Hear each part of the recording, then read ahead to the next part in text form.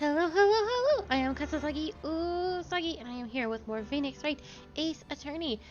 We are currently on the last trial of the last case in the last game, or at least of the trilogy. And we're playing as Edgeworth, and that's very, very exciting, and I just want to keep playing as Edgeworth. I love me one boy. But we're gonna hop right into it, because I'm trying to get this game done by the end of the week.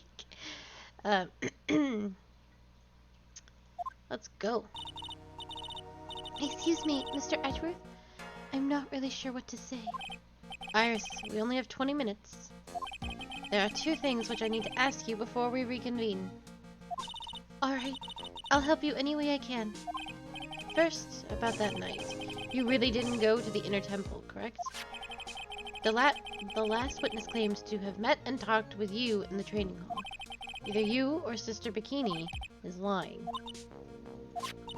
Mr. Edgeworth, it is just as I said yesterday. Until the incident occurred, I was in my own room in Hazakura Temple. Very well.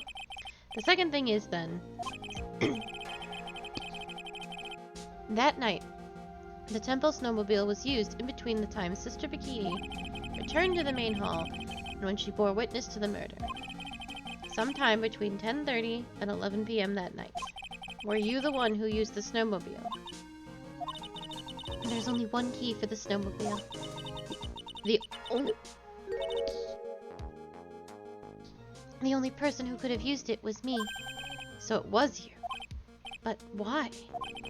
What made you go out to Dusky Bridge?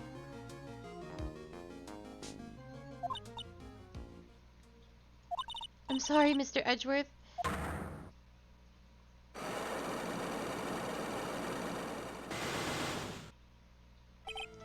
Iris, I can't tell you about that yet. Not until her safety is confirmed. Her?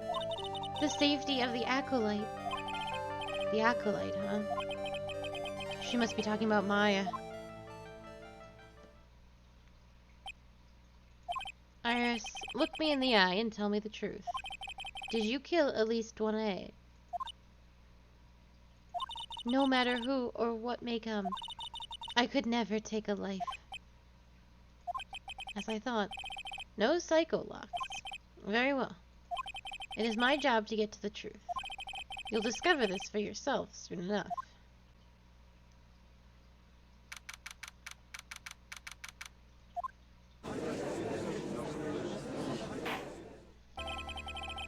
Court will now reconvene. Miss Von Karma, where is the witness?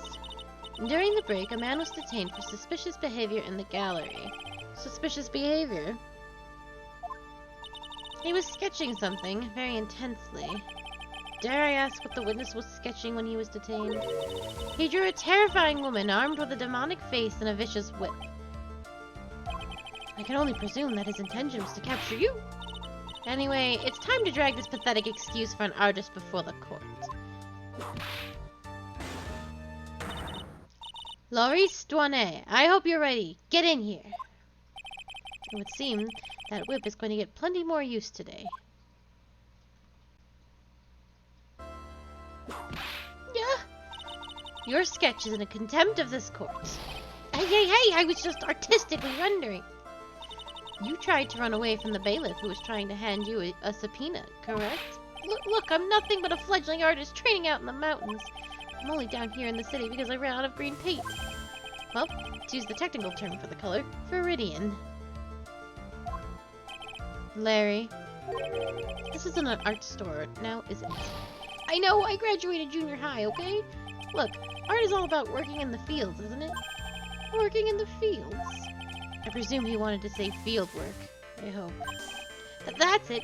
Thanks, buddy.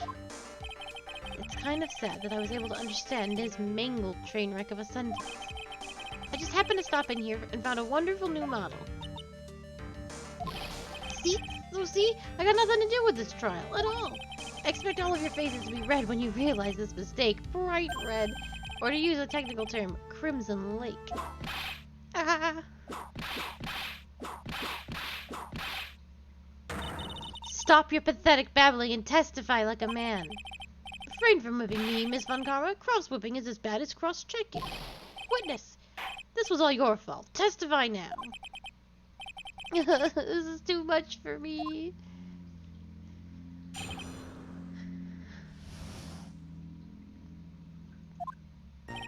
I was at the lodge out in the mountains looking up at the stars that night. I walked to the bridge a number of times, but I didn't see a snowmobile. I didn't see anyone at the bridge that night either. The girl I was waiting for didn't show up. My teacher died on me. I'm all alone now. Aren't I edgy? Witness, please refrain from talking directly to the lawyers during your testimony. I'm just a nobody, nothing but a small, worthless man, aren't I? And why wasn't I asked for my name and occupation or anything else? Mr. Edgeworth, this man seems to have quite a severe inferiority complex. He's recently been the cause of numerous incidents. I think he's finally realized for himself just how much of a nuisance he has been to other people. Yeah, that's right. I'm behind everything. Every case. Watch out, okay? Just touching me will make you internally unhappy. Well then, let us proceed with the cross-examination, with no touching. Thank you. We can delve into the details at a later time.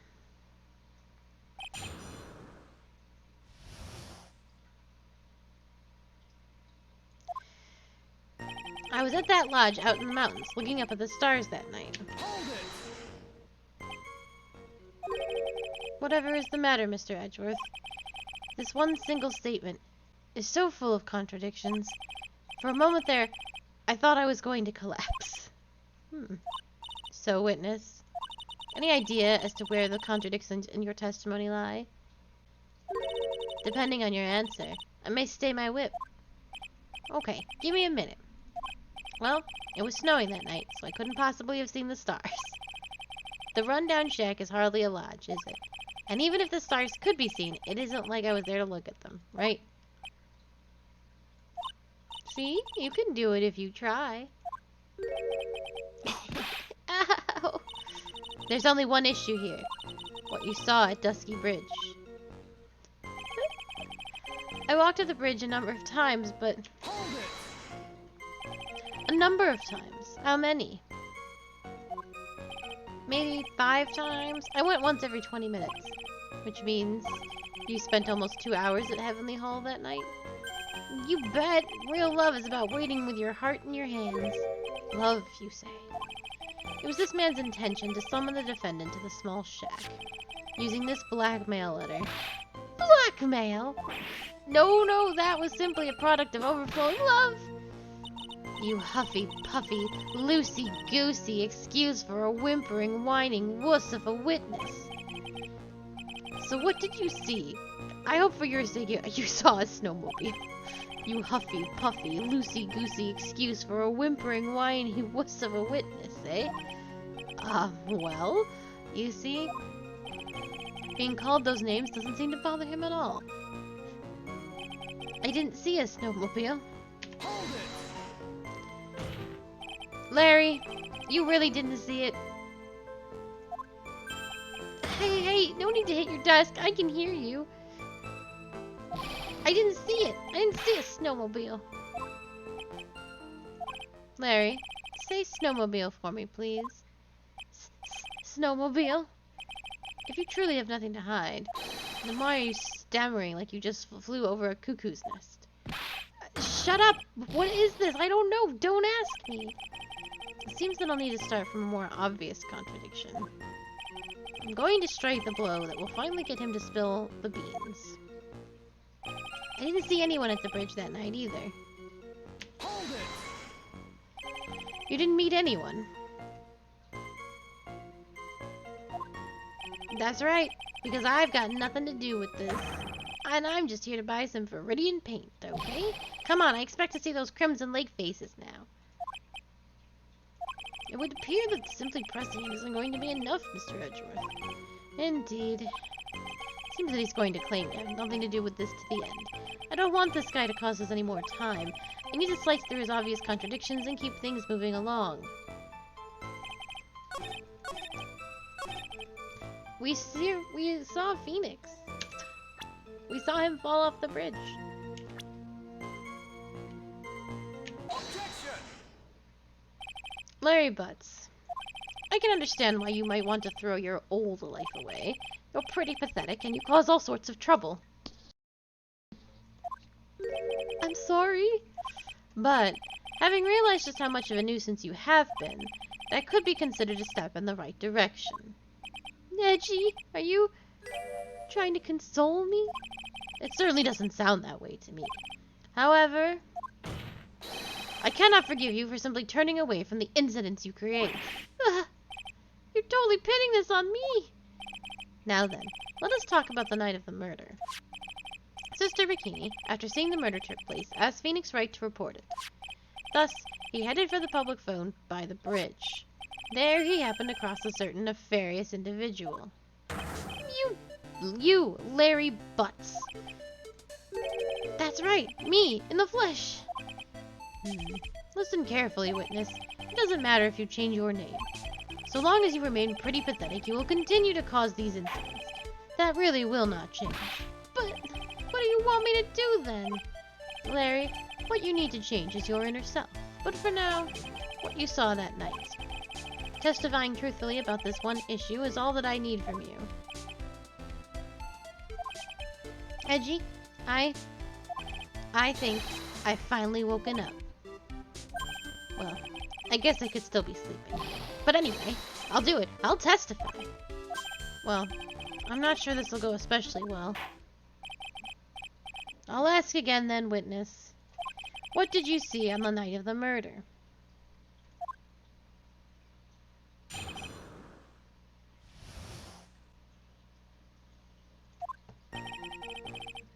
I went to the shack around 9, so it would have been about 10:30 p.m.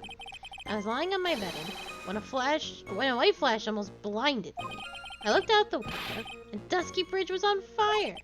There was still some thunder, but I went right away to check it out. That's when I ran into Nick.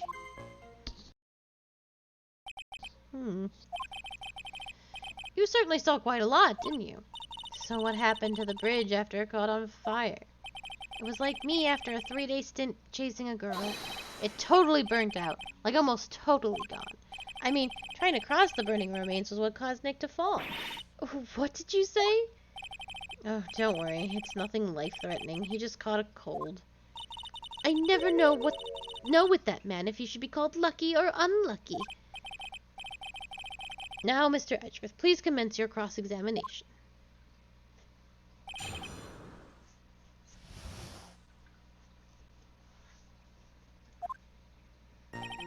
I went to the shack at around 9, so it would have been about 10:30 p.m.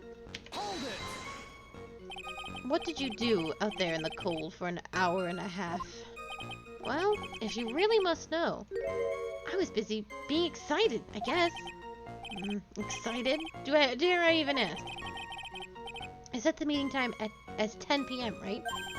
But I couldn't wait, and I thought she might come early, too. Well, it appears she didn't come at all, in the end. Because they never arranged to meet in the first place, did they? Shut up! Don't go picking my fond memories apart! Anyway, I was getting a little worried. I thought maybe Iris had lost her way, so every 20 minutes or so I went out to the bridge. But I didn't see anything particularly suspicious. I didn't have anything else to do, so I went back to the shack to wait for her. I was lying under my bedding when a white flash almost blinded me. This light was, of course, lightning. Like, kapow! Like a slap from Naomi, honestly. A big bada boom. Or a little like that. That's more like a punch from Miranda. Witness, did you actually see the lightning hit the bridge? Well, I was a bit startled by the flash of light, so... I looked out the window, and Dusky Bridge was on fire. Seeing that, what did you do? What do you think? I was burning up as well from the fire in my heart. And that's why you went to take a look at the bridge? Well, to be honest, it was freezing cold, so at first I thought, forget it, I'm not leaving my covers. But it had pretty much stopped snowing, so I don't know, I changed my mind. I'm not sure I care for the forget it attitude you had at first, witness. There was still some thunder, but I went right away to check it out. You said right away, but exactly how long after the strike was that? The lightning fell, and then the bridge caught on fire. Maybe around 5 minutes? I mean, I suddenly thought, gotta go check this out. How far is the small shack you were in from the bridge? Hold on. Well, it had pretty much stopped snowing. I guess about a 5-minute walk? And how did Dusky Bridge look when you got there? Like I had recovered a piece of my childhood. I mean, not even the bonfires kids make during school camping trips can compare. Well, should I press him a little more for a little more info?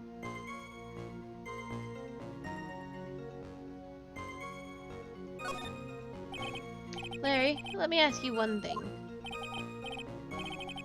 What is it, Edgy? What's with this serious face? Why didn't you call anyone? Huh? What do you mean?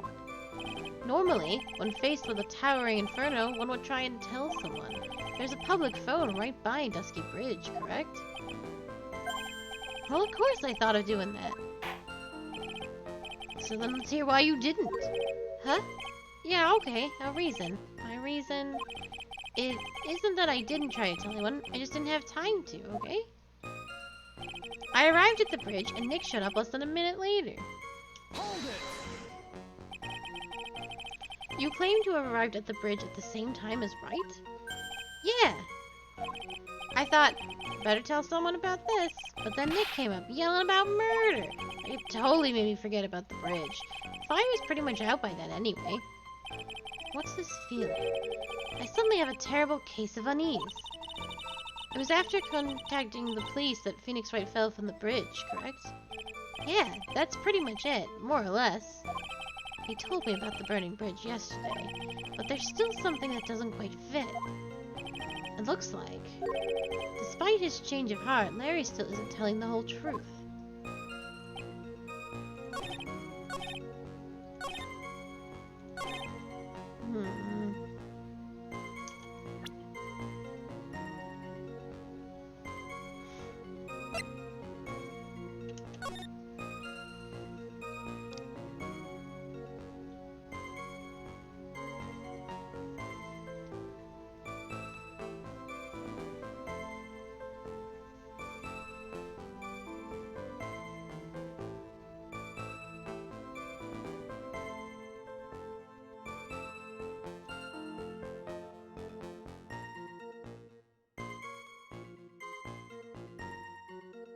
I think it has something to do with the weather report.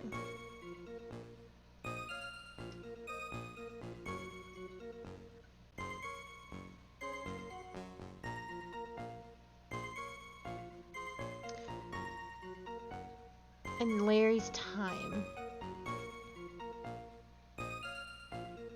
Because lightning struck the bridge at 10:45.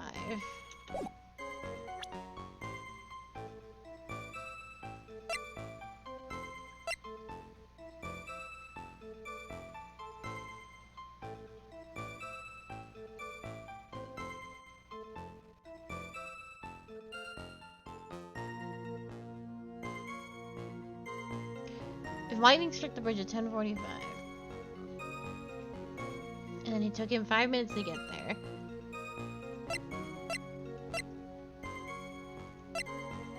I don't think Phoenix could have made it there when he said so. I think. Objection! Your very existence being a contradiction. I'm not sure if you can grasp this or not.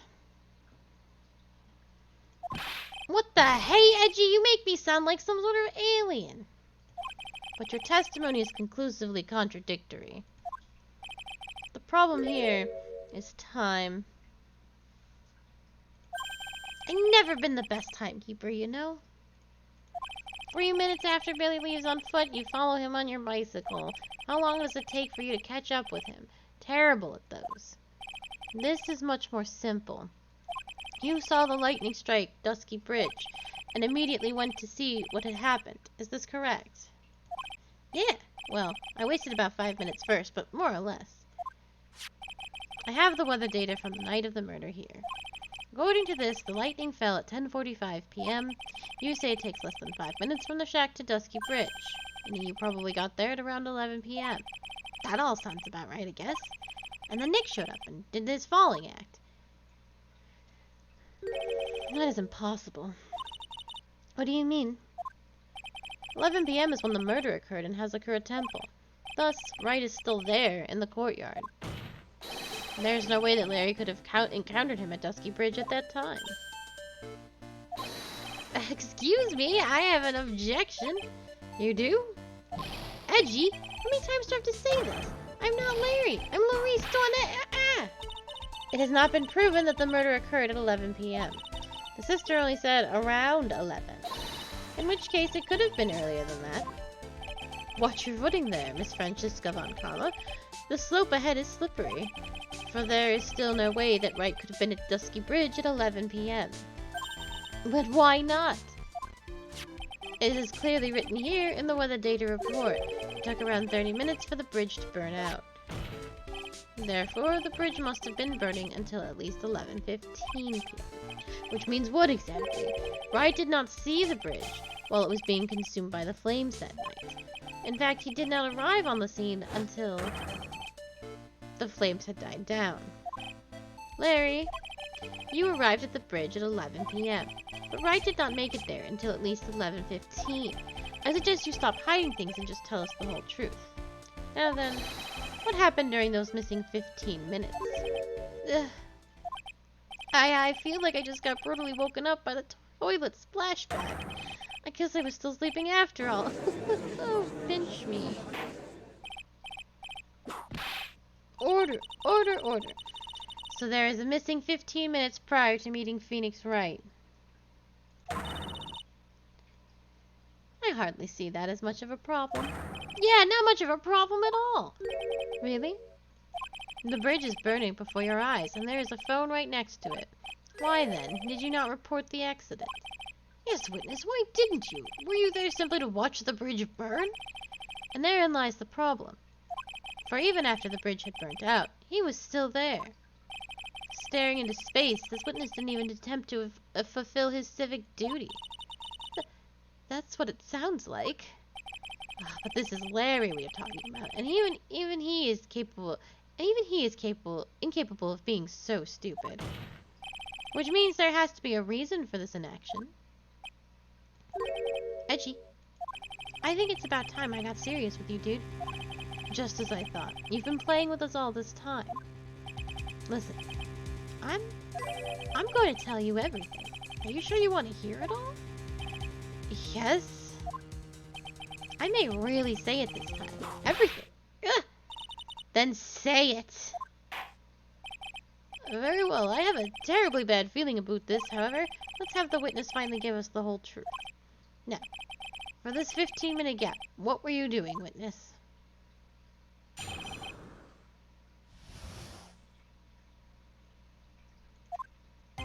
I'm a douanier. I'm an artist. What do you think I was doing? Sketching in front of the bridge.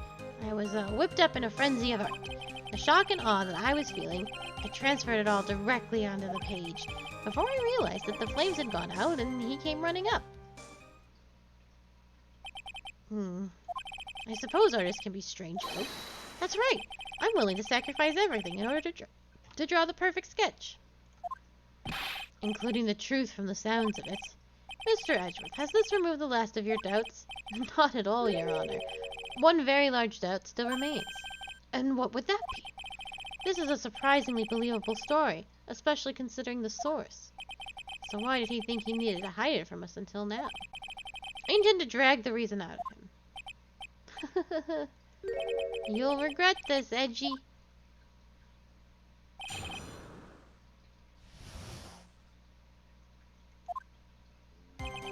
I'm a douanier. I'm an artist. What do you think I was doing? Tell us, Larry. My name is Larice. Get it right. Mistakes like that are what keep you from being popular with the ladies like I am. Just who exactly are you? I'm Larice Douanier, apprentice extraordinaire. That's what he calls himself, in any case. What are you? Then are you an artist?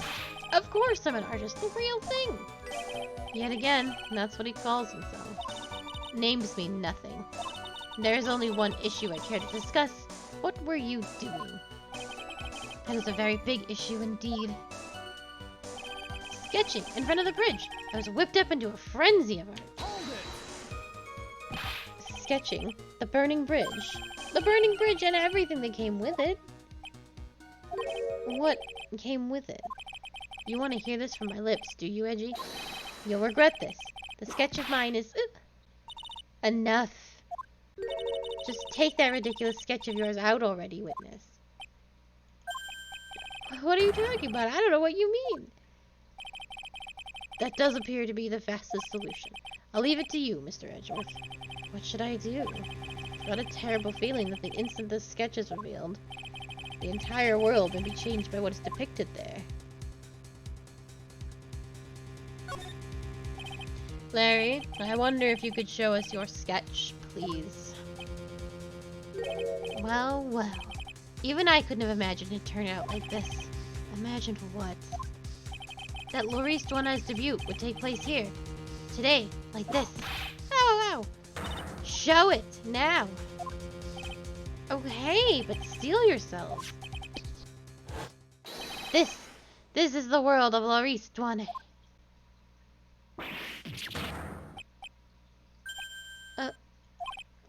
Well... So this is Dusky Bridge, correct? Quite a large bridge, isn't it? Your response, Miss Von Karma? Yes, well... It's a better drawing than I expected. Isn't it? I struggled to reproduce those flames. I really did.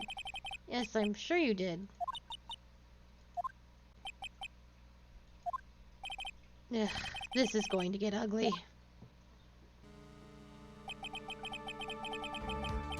No one has the courage to bring it up, it seems. This mysterious flying object. Larry. What? The burning bridge is fine. But what is that unfortunate looking figure? Ah, you spotted that? I thought you might. However much I might want to ignore it, I can't. It's Iris, of course. Iris!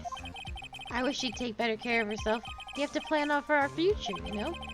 What would have happened to her if she'd injured herself flying like that? Larry, please. Answer this next question honestly. Okay? Are you really claiming to have seen this? Are you claiming to have seen a silhouette of the defendant flying over a bridge that was engulfed in flames? Yep, that's what I saw. That's why I drew it.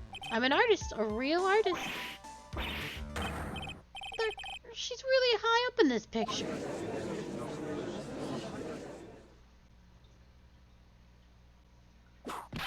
What was that for?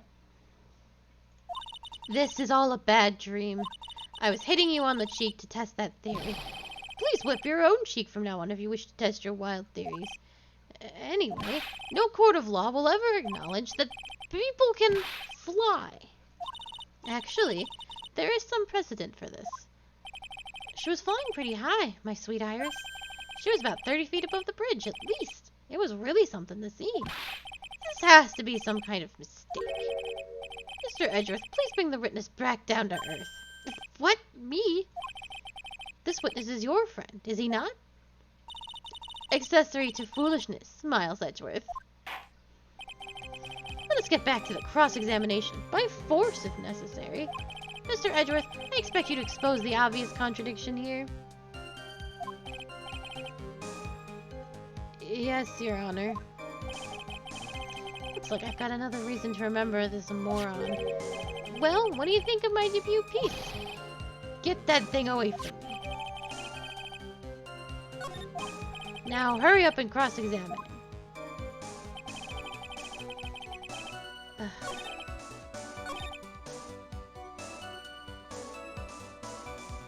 Okay. This is easy at least. Larry, what did you really see that night? Not that I particularly care. In your position, that's just being irresponsible. I drew exactly what I saw. I'll give you the whole $1 that it's the truth. If that is truly the case, then there is one thing that we can say for certain. And what might that be? The person who flew over the bridge could not have been the defendant, Iris. What? What do you mean? I don't understand. Ugh. Foolhardy fool of a foolish statement by an equally foolishly foolhardy fool. How exactly can you make this claim? Tell us, Larry. According to this picture, the individual whom you say you saw was wearing a hood, correct? Of course she was. That rundown shack is quite away from the bridge. The hood is what told me this was a floating angel, was my Iris. The hood is my darling Iris, and Iris is my darling hood. It seems there are bigger fools in this world than the one at the defense's bench. Larry, there's something you need to be made aware of. On the night of the murder, Iris wasn't wearing her hood. She had given it to Wright as a gift. Are you going to change your story now? Perhaps suggest it was Wright who took flight? What are you talking about? I think you understand what I mean just fine. Why? Why did Nick have Iris's hood? What? Edgy, what's going on with Iris and Nick? Why, you Nick, you dog!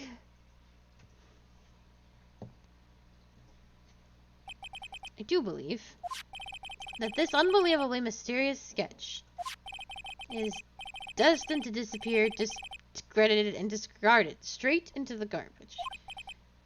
Ha! Ha ha ha!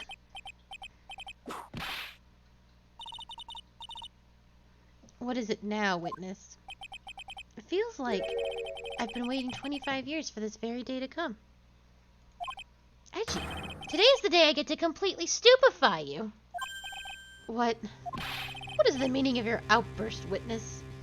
I hate to have to do this, but I have some definitive evidence. Definitive evidence? Iris did indeed come flying over the burning bridge, and I, Lawrence Douanet, shall prove it. I didn't expect to ask this again, but we shall be needing your testimony once again. Tell us anything you know concerning the defendant as depicted in this sketch, and show us your evidence that this nightmare was actually a reality. Okay, I hope you're ready, Edgy, because I'm going to feed you a whooping serving of pain. You've been serving us a whooping serving of pain this whole time, trust me.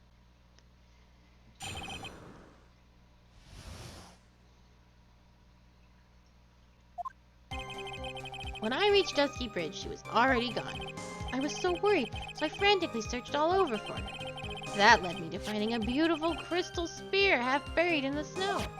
I'm sure that Iris was simply wearing a spare hood. After all, no one else could have lost a crystal spear that night.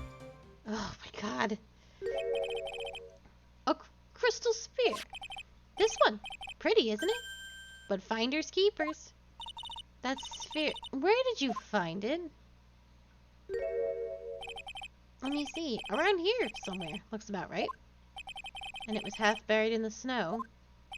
It had pretty much stopped snowing by then. But there was still some falling as I walked to the bridge. The court accepts this crystal spear. That's mine, okay? I want it back afterwards. There's something on it. Oh my, it's blood! What? Blood? You ready, Edgy? By tomorrow morning, you'll be calling me Master Larry. Yeah, I like the sound of that. No one's gonna push me around anymore. Didn't you want to be called Larice Toinette only a few minutes ago? I don't even need to press things. I know exactly what to do with this dumb ball. I'm so worried. Oh, shit. I went too far. After all, no one could have lost a spear that night. Objection! Larry. That night, there was someone who lost a crystal spear. There was? Who? Who was the stupid idiot? Miss Elise Toinette, the mentor to a stupid idiot. The victim? I have a photo of her here. And on the end of her staff, you can see a familiar looking crystal spear. Hey, that's my photograph! Give it back! Ow! A crystal sphere like that is quite easy to find. I have one just like it on my brooch. They look nothing alike. In any case, please take a look at this. This is the victim's staff, found at the scene of the crime. Oh, the crystal sphere. It's gone. What? What? What? What? Just what does this mean? If anyone jumped or flew across the bridge that night, it certainly was not Iris, after all. She was not wearing her hood. More importantly, the crystal sphere found at the landing site was not hers either. That means the one who flew and dropped the sphere was the victim, Miss Elise Douanet? A fool alongside another fool on a fool's errand to reach the foolish conclusion. First of all, this sketch, which I prefer to call a scribble, is ridiculous. People cannot fly, thus it is rejected. You can't do that! I saw that with my own eyes! And this crystal sphere? This is nothing more than a red herring. Do you honestly believe that? Give it some thought, and I'm sure you'll realize it as well, Miles Edgeworth. Elise Douanet was in her room on the night of the murder. There was no reason for her to go to Dusky Bridge. Therefore, this sphere cannot be related to the case. That is all. Miss Francisca von Karma. The only people who will accept that explanation are scatterbrains and clowns. Why are you pointing at me? The victim's crystal sphere was found near the bridge on the night of her murder. Yet you expect us to believe that it has nothing to do with the case. That crystal sphere? It was probably thrown away at the bridge after the murder. After the murder? There is blood on the crystal sphere, isn't there? This naturally suggested that it was thrown away after the murder took place. The killer placed it there to throw the investigation off the scent, which is the exact same reason that he drew that ridiculous sketch. What? You mean I'm the killer? No! All joking aside, just when did this crystal sphere appear near the foot of the bridge? Unless this can be proven in some way, I refuse to believe it is related to the case. She makes a valid point. There is no evidence that at least one I left Helkazura Temple that night. However, if somehow this crystal sphere can be proven to have been dropped before the victim was killed, then this case is going to transform into something else entirely. Your response, Mr. Edgeworth. I want your final opinion on this disposition of this crystal sphere. If it is not related to the case, then this witness who you called will have been nothing more than a monumental waste of time.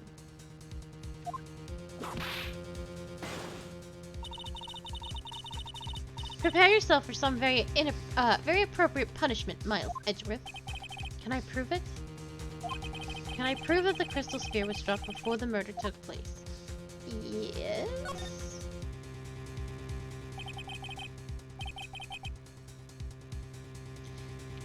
Can I prove it? That isn't the issue. To simply prove it, that's the only option. That's what he'd do. That's the way Phoenix Wright would do this. Your Honor, allow me to prove something to you. I will prove that this crystal sphere is a vital link to solving this case. You will do what? That look in your eyes. You remind me of Phoenix Wright when he is cornered. That should come as no surprise. Because right now, I am Phoenix Wright, and I am indeed cornered. I order you to present your evidence, Mr. Edgeworth. I think there's a picture of her staff. Evidence that proves that the crystal sphere was indeed dropped before the murder. I think there's a picture...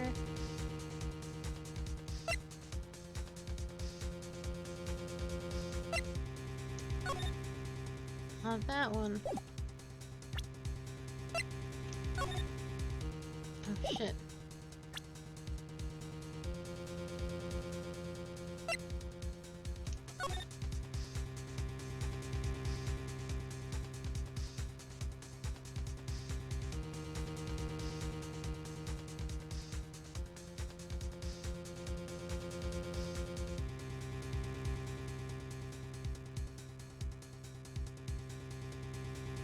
I could have sworn we had something.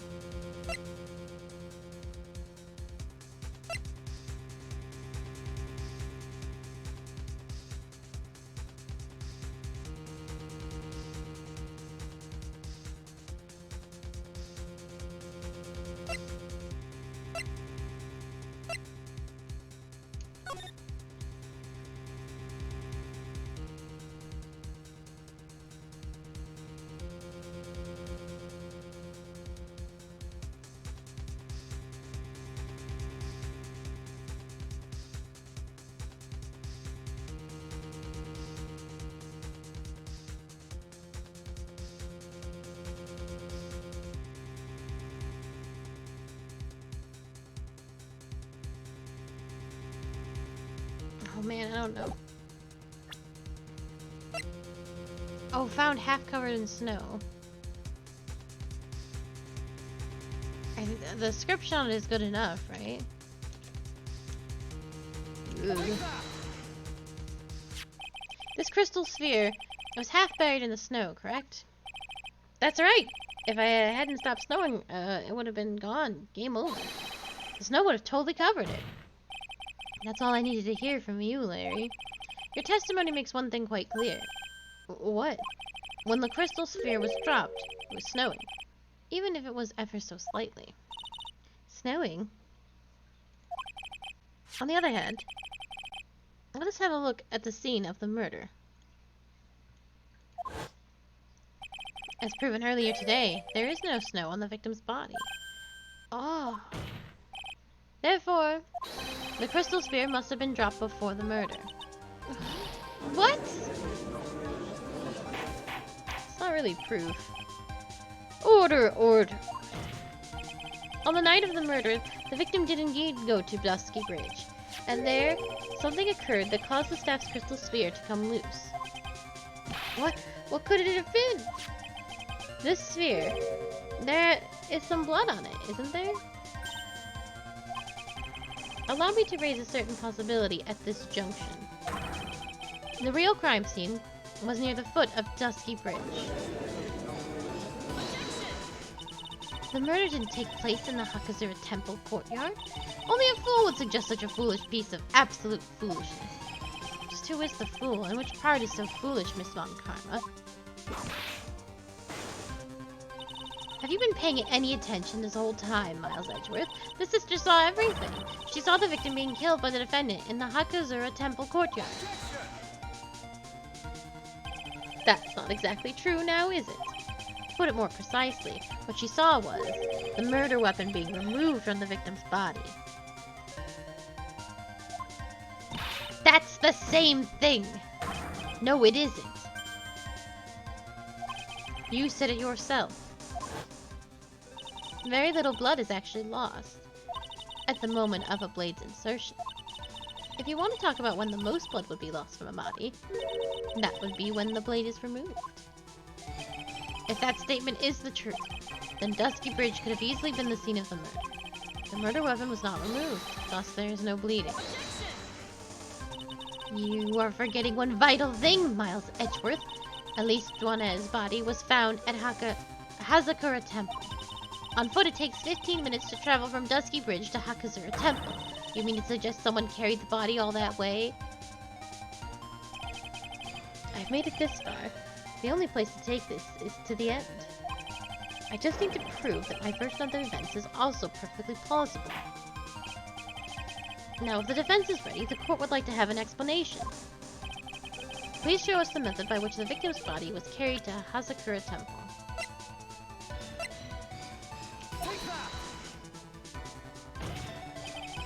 On that snowy night, there is one way that a body could have been moved. The snowmobile. Ugh. As we know, the snowmobile was used that night.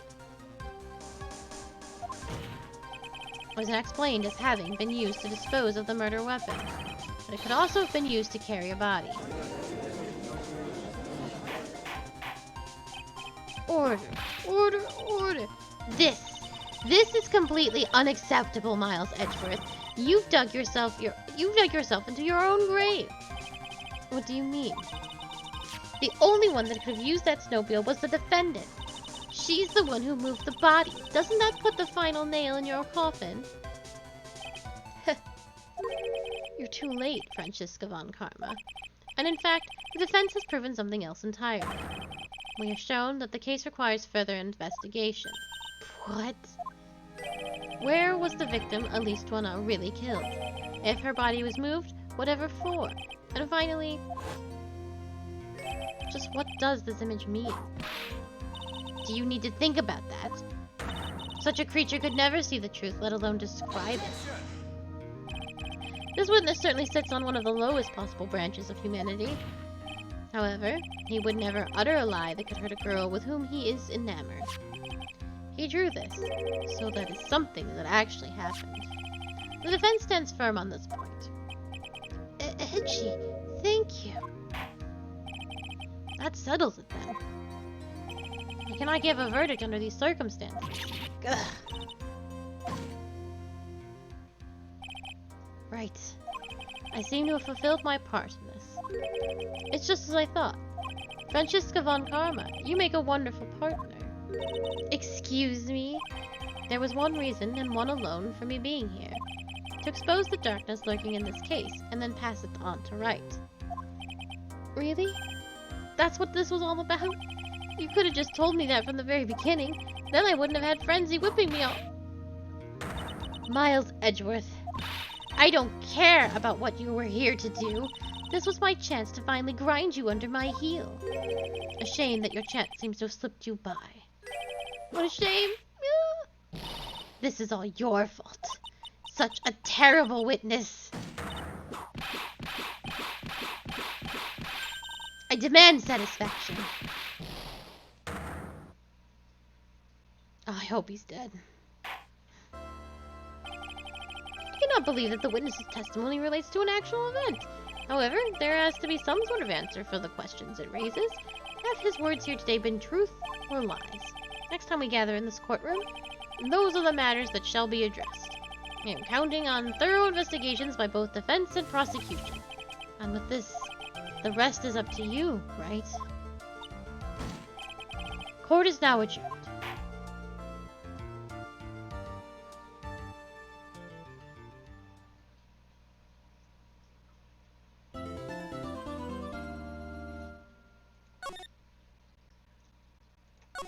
Oh, good lord. I assume that's halfway through this case.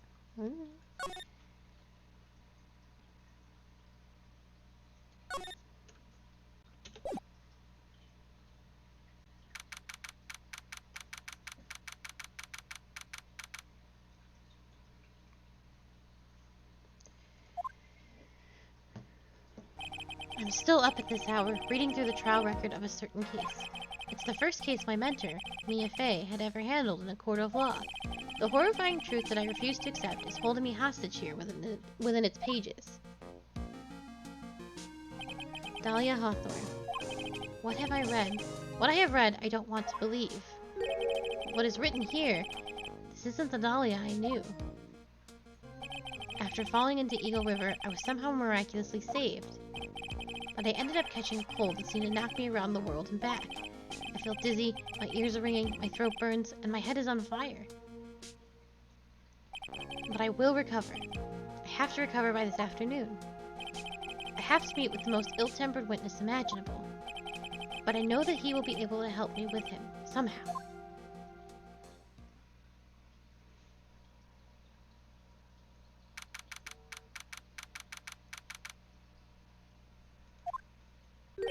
Right.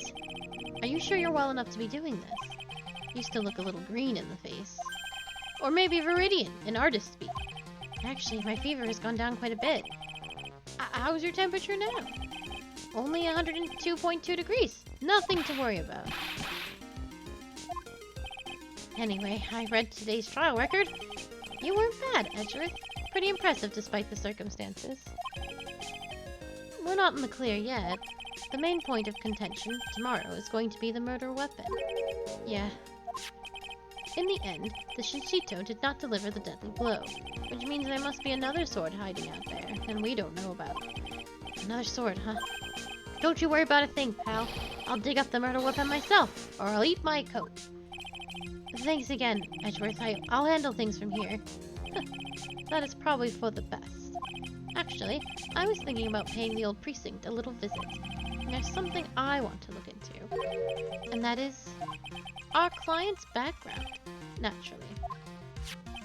You mean Iris, sir? I have a feeling that we've met before. All I want is confirmation, one way or the other. And since I probably won't be getting that from you, I'm sorry, Edgeworth. I bid you adieu, Wright? Take care. Oh, please don't go. I want to play as Edgeworth forever. Guess I should get moving too. Why? Do you need to be somewhere? Yeah, I gotta get to work on this bridge, pal. I'm rigging something up so we can get across to the other side. Oh, that's right. Maya's still stuck over there at the inner temple. But don't you worry, pal. As soon as it's all set, you'll be the first to know. Thank you, Gumshoe. No problem, pal. Just try not to give me that cough of yours, okay? Alright, I'm off. Hang in there, Maya. We'll get you out, I promise. But in the meantime, I've got to continue collecting evidence.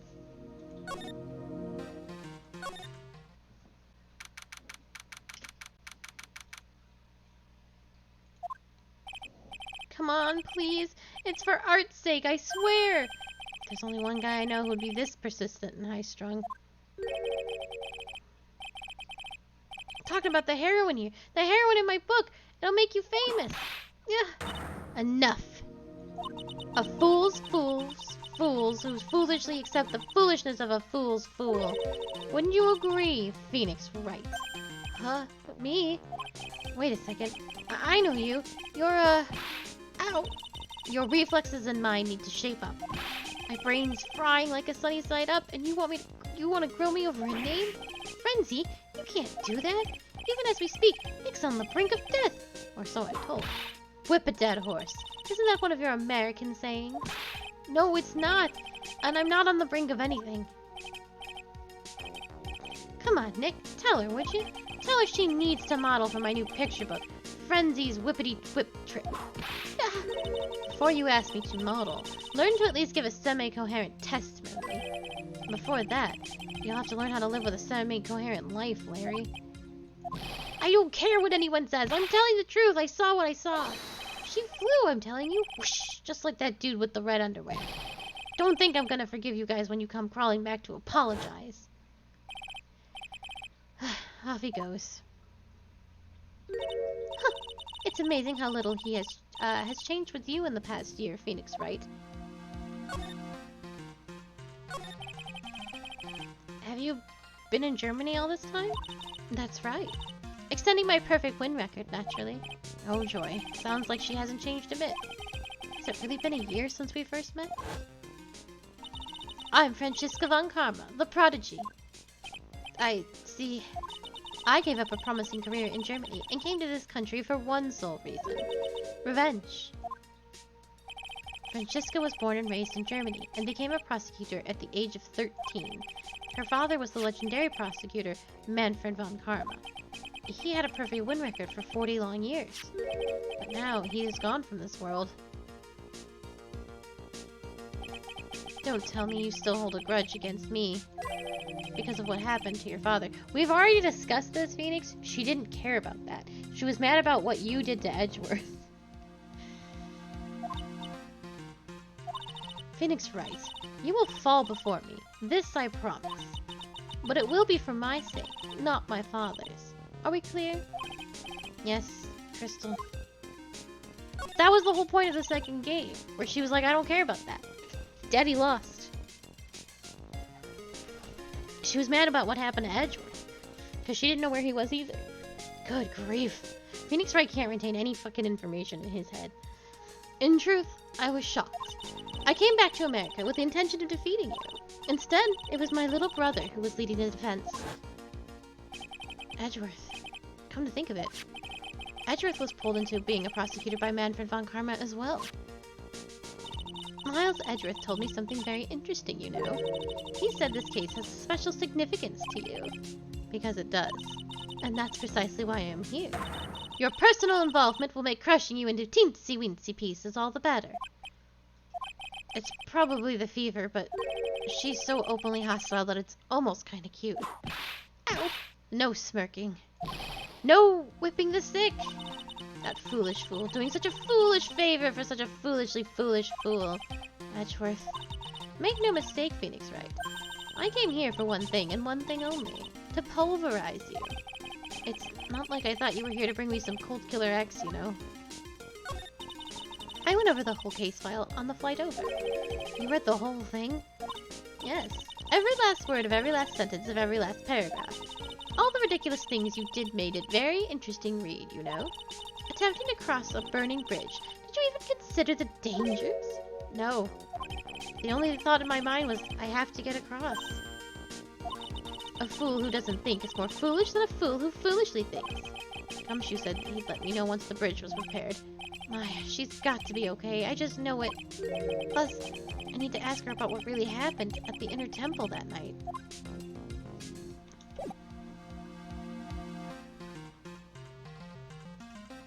Are we done here? I want to assume so.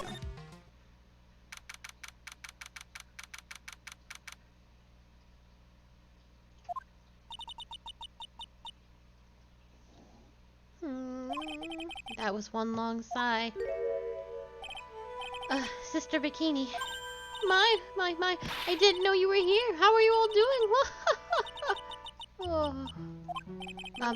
You don't have to pretend to be in a good mood for my sake. I suppose I've made a terrible mess of things, haven't I? I let Mystic Elise die, and then there's Iris as well. Mystic Elise. Now that I think about it, there's an acolyte stuck in the inner temple, and that poor little girl's gone missing too. That little girl? You don't mean Pearls, do you? Yes, I'm afraid I do. She hasn't been seen since the morning after the incident. Pearls, she's missing? Why didn't anyone tell me about this?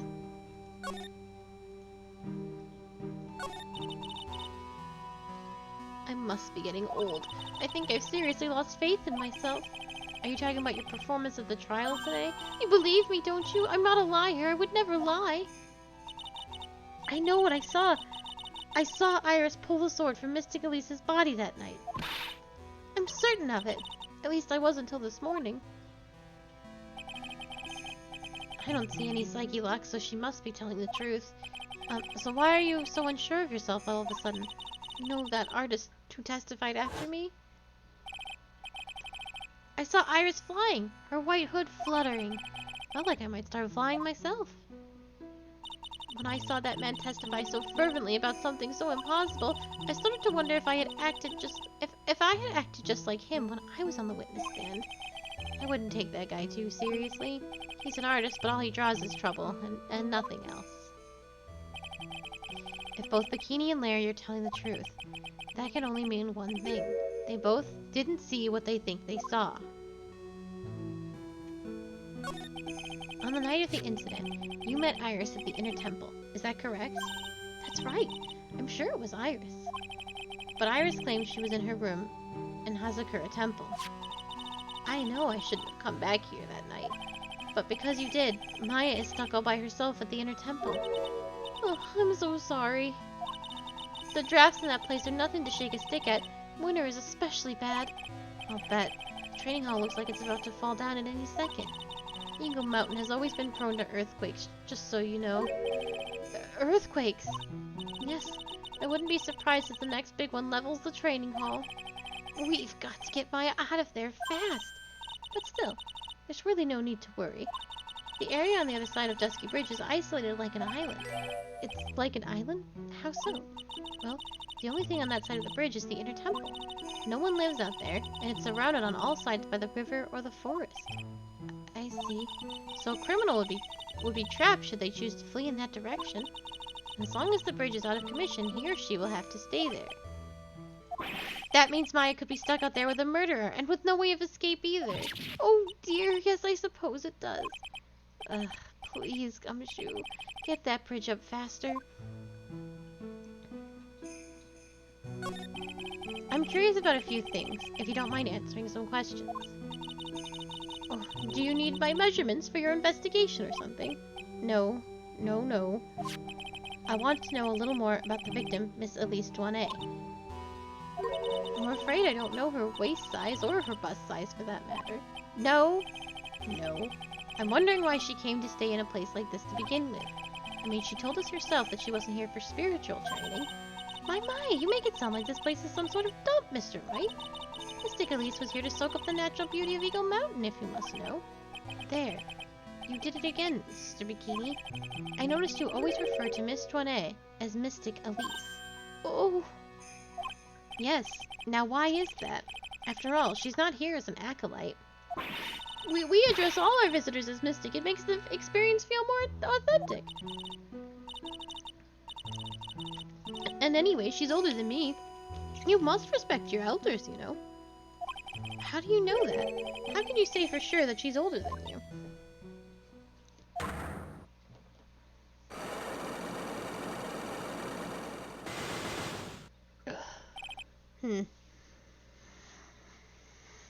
It seems Miss Elise Douanet was no ordinary visitor after all. And there's Pearls. She was with Miss Douanet on the evening of the murder, and now she's vanished. It's all gotta be connected somehow. Why did Pearls have to get mixed up in this mess? Please, Mr. Wright, I know you're worried, but try to keep it together. Oh, man. My head's throbbing so bad, it's killing me. Pearls. She was with Miss Douanet on the night of the murder, remember? Yes, but I have a temple to run, you know. I was busy preparing for the training. I didn't see the little darling even once after we'd finished eating dinner. The murder... It didn't take place right in front of her innocent eyes, did it? According to the detective, she hasn't turned up at her home either. Come on, keep calm. There's one place left where Pearls could be. She just has to be there. Come on, Gumshoe. Tell me you'll be done with the repairs soon. I definitely don't think I can break those locks, but I have a good idea, I think.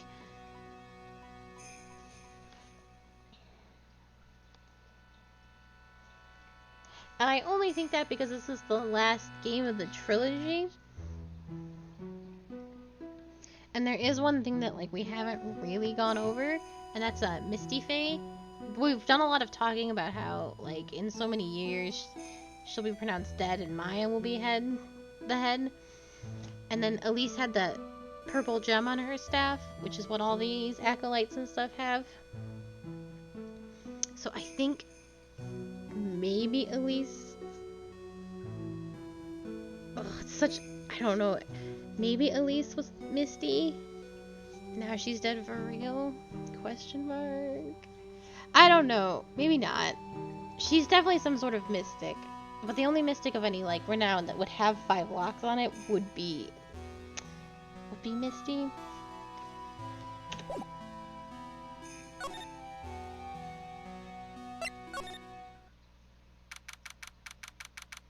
I simply do not know. This is where Sister Bikini witnessed the incident. It's hard to imagine she was lying on the stand, so maybe there are some clues that have yet to be found.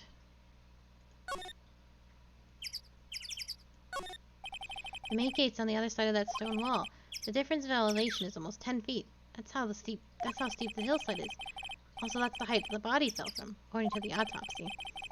Is it possible that Miss Douanet was pushed off the top of this wall? The Shinshito. It's there in Miss Takami's right hand, but it was proven in court today that it wasn't the murder weapon. Given the design, it must have been used for some pretty gruesome things in the past.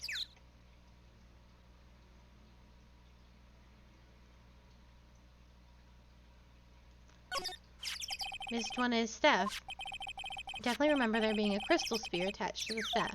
I guess Larry eventually found the spear near the foot of Dusky Bridge, but what was it doing all the way out there?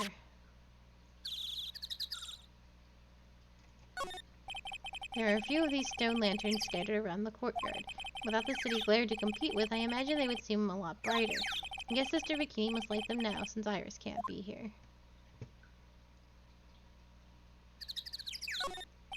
They got quite a bit of snow up here on Eagle Mountain. Around here, the skies aren't just for fun, they're tools for getting around. But the sled, now that's gotta be for Bikini's own personal entertainment.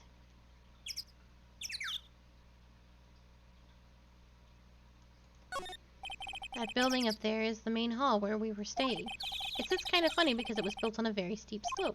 If you enter from the main gate side, these rooms above me are on the ground floor. Apparently Miss Douanet was staying in the corner room. I guess that's where she was pushed from that night. Okay, though there doesn't actually seem to be anything new here.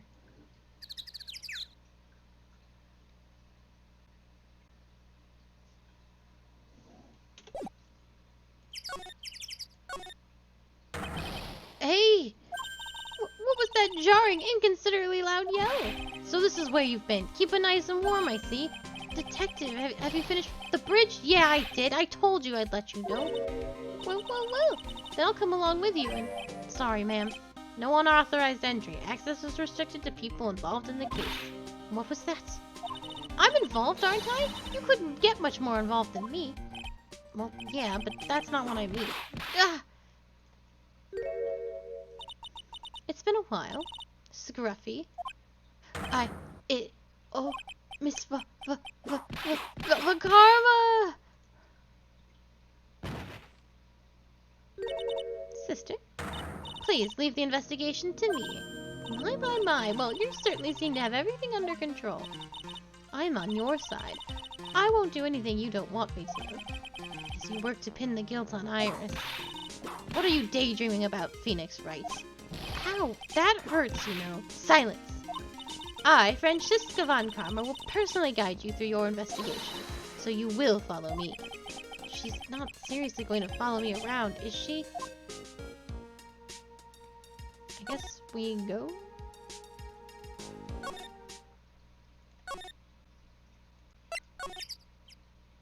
Oh, Gumshoe did a good job.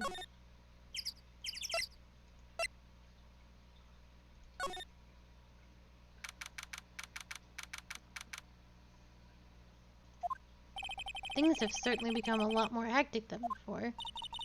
They must have commenced with the investigation. Oh, Mr. Nick!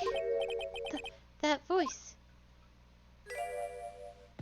Pearls! Mr. Nick! Mr. Nick! So you were here, ever since that night? I was so lonely, I thought I was going to die. When I woke up in the morning and saw that Dusky Bridge was gone, I realized I was all alone. She was all alone? It must have been very trying for you, little girl. Oh, you're... I'm Francisca von Karma, the prodigy. There's no need to worry now that I'm here. You're the prosecutor who was so mean to Mystic Maya last year. Well, I don't like you. You're nothing but a little girl without your whip. Mystic Maya didn't do anything wrong, but you were so mean. I'll never forgive you. It looks like Pearl's words are getting under her skin. Ow! Why are you whipping me? I didn't even say anything. You didn't have to. That smile on your lips gave you away. Anyway, Pearls, weren't you with Maya? I'm sorry. It's all my fault. Huh? What are you talking about, Pearls? Mystic Maya. Hey, wait, Pearls. She just ran off. Ow. That was cruel, Phoenix Wright. To make a little girl cry like that is inexcusable. What was that all about? Pearls acting like that is giving me the creeps. I guess I'd better take another look around since I finally got a chance. Especially since something about this place seems different from 2 days ago.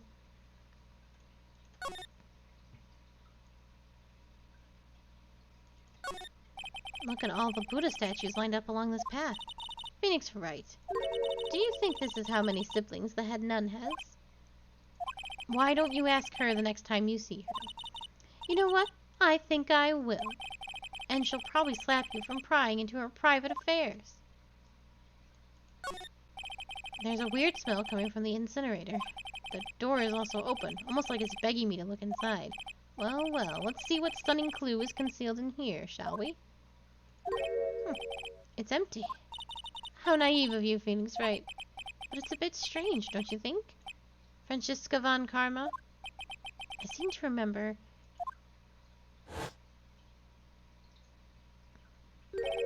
There was snow on this incinerator the first time I saw it. In other words, someone's been using it to burn something recently. Listen, Phoenix Wright. It's impertinent to call people by their full name. I was only copying you.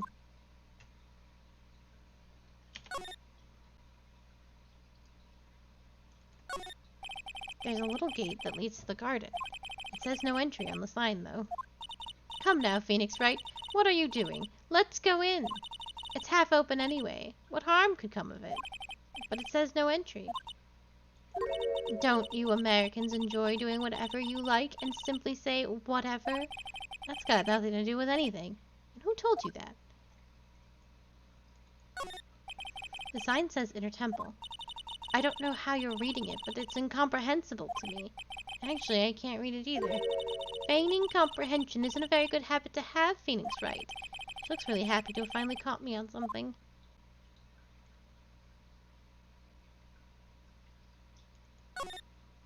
This must be the door that leads to the Inner Temple, where Maya Fey was training on the night of the murder. Yes, there's a solitary room there called the Training Hall. You could do with some training yourself, Phoenix Wright. Yow! You're completely out of shape. Ugh, I don't know how much more of this woman I can take. I like that she's just following us around.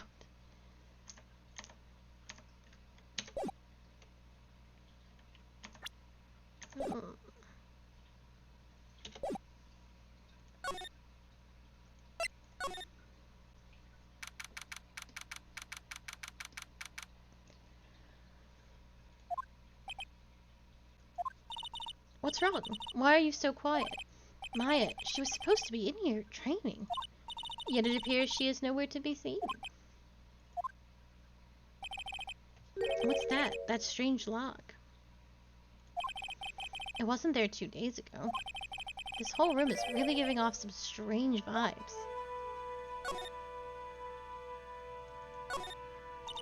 What do you think this yellowish poster is, Phoenix Wright? It's a scroll, not a poster.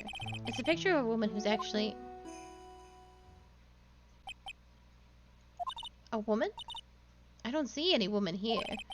There's a different atmosphere in this room since the last time I was here. No, it's not a different atmosphere, it's a different smell. It's gravy. What's the matter? This scroll, it's been completely covered in gravy. Ah, yes. There's a very appetizing smell in the air. But gravy is a type of sauce. So when you run out of paint, you Americans use gravy as a substitute, I see? No, no one does that. For starters, it stinks. This must be gravy that we had with the roast on the night of the incident. Why would anyone do this? Why this scroll?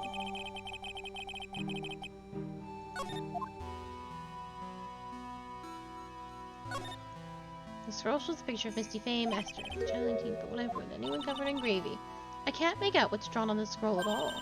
I'll never understand you Americans and your so-called artists. Artists? Yeah. It's an antique dresser. Don't you dare open it, Phoenix Wright. Now I know how Maya feels when I tell her not to touch things. What a pity. It's full of nothing but old clothes for acolytes. I thought we weren't opening it.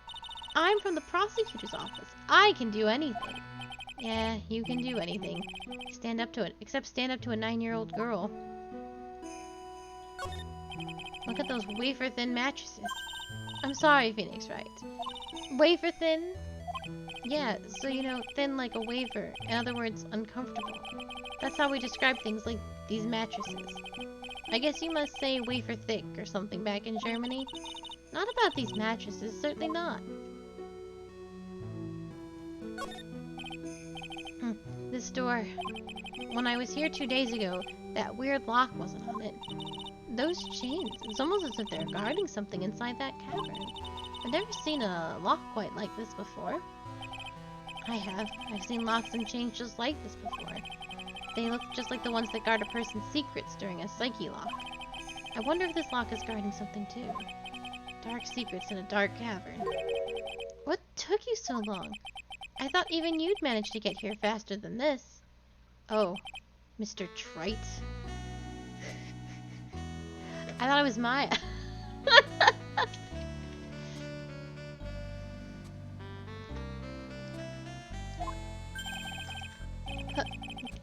Prosecutor Godot, I didn't know you were here.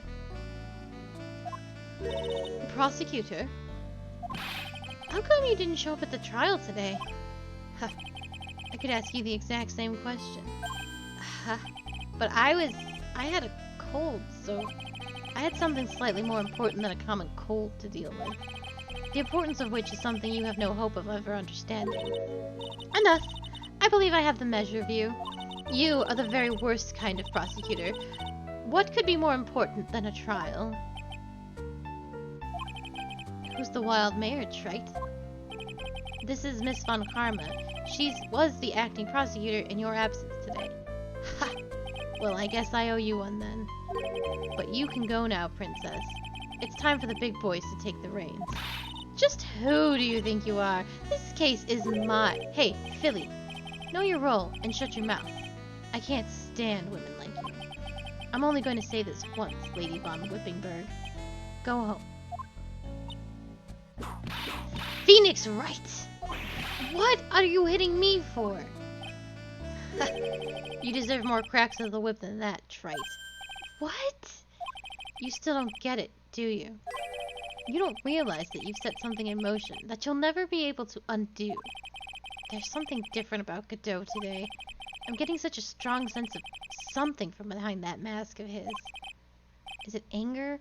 Or is it sorrow?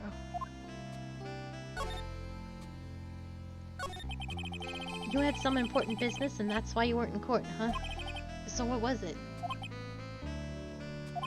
I've told you once before, but perhaps you don't remember. I've returned from the depths of hell to do battle with you. You see, Trite, I've experienced something most have not. Death. You die? Of course. Being extradited from the hell is a tedious affair. The meticulous regeneration and adjustment of all your internal organs is... Well, let's just say modern medicine allows us all to live to a ripe old age. Even someone like me. So you mean... that mask you wear is... this ugly device? I promise it's not a fashion statement, my unenlightened friend. Without this, I can't see your frequently dumbfounded face. I didn't know. My eyesight is pretty messed up. Even with these huge goggles on my head, I still can't see everything. Still, I keep this worn-out piece of junk of a body going with regular servicing. I'm sorry, but... you say you experienced death? How is that possible? What happened? Why don't you ask him? Me? Yeah, Trite. You should know all about it. You know when my life ended, and who ended it for me. Well, Phoenix Wright, do you? I don't know what he's talking about. Although, to be honest, I do feel a little tug at the corner of my memory. I think I do know about how Godot was killed. It will all become clear in due time. Isn't that right, Trite? Earlier, you said I've done something I can never undo. What did you mean by that exactly? The inner temple here on this side of Dusky Bridge is an isolated island. That's what Sister Bikini said too. And I wondered, Trite, do you know what the police are doing here today? What do you mean? They're searching. Searching for any trace of an acolyte who went missing. Missing? As leader of the search party, I can tell you this with absolute certainty. Maya Fey is not on this side of Dusky Bridge. What? But that's impossible! She came here that night and... I won't say it again. The chances of her being here are nil. Excluding, of course, one very unique place. One? Where is that? The Sacred Cavern, the entrance of which we are standing at right now. This is the only place that the search party has yet to explore. So they haven't searched the cavern yet, huh? Be aware, though, that the temperature inside frequently falls below freezing, even if she were in there. The chances of her being found alive are slim at best. No! Which means, Trite, that you sent Maya Fey to her death. You fool! If that's the situation, why aren't you with the search party right now? You must have blinders on, my equestrian angel. Don't you see the big lock and chains? It's trick lock. I'm making preparations to open it as we speak. Well, Trite, once again, a woman dies because of you. Once again? What are you talking about? Don't tell me you forgot. It was only 2 years ago, after all, when the last unfortunate woman died because of you. Because of me? And do you know who that was? It was Maya Fey's sister. That's right, Mia Fey. Mia? You killed her. No, that's not how it was. It was 2 years ago. Mia Fey was pursuing someone, a man, but she bit off more than she could chew. She made a very dangerous enemy. Yeah, that one case I'll never forget. But I got that guy, personally. Sure, Miss Fey's murderer was caught, but that won't bring her back. Well, no, but you were with her at the time. You and no one else. It was your responsibility. You should have protected her. You say Mia Fey was your teacher? Well then, I'd say you've learned nothing, trite. You robbed her of her life, and now you've let her sister suffer the same fate. I haven't sentenced Maya to death, no. What is this peculiar-looking lock? Why don't we just break it open? It would be a simple matter. I'm afraid we can't do that. This area has always been prone to earthquakes. The repeated tremors have weakened the foundations of the training hall. Any excessive force used to break the lock open would, but let's just say the inner temple and the sacred cavern would be a thing of the past. Very well, then dare I suggest the obvious solution of opening it with the key? Sure. Just show me where the keyhole is on this trick lock. There's no keyhole? That's right. An interesting puzzle, huh? The person who set this lock is the only one who can open it. Then who was it? Simple. The accused. What? Iris? When an acolyte undergoes training inside the sacred cavern, the attending sister is responsible for locking the entrance. Obviously, the night of the murder was no exception. Maya Fey was to train in there. Sister Bikini did mention a number of times now that I think about it. She said that Iris was left in charge of supervising the early stages of the training. So Iris, the accused, is the only one who could open this lock. I've arranged for her to be brought here now. Iris is the only person who could open this lock? I hope she gets here soon. Hang on in there, Maya. We'll get you out. So, I should be getting back to work. Wait, Godot! How sure about Maya are you? There's no doubt in my mind. She's in the sacred cavern somewhere. It's the only place she could be. You'd better start praying. You better pray that friend of yours brings the accused back here soon. Edgeworth? Listen up, trite. There's only one thing I want to say before I go. I'll never accept you. Never.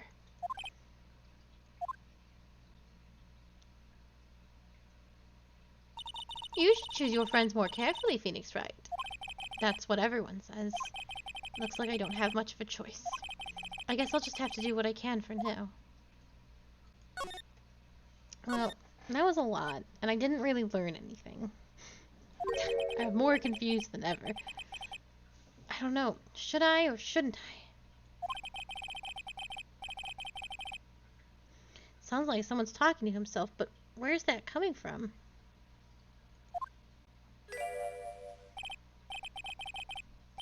Yeah, I guess I better wash that off. That's what I'll do.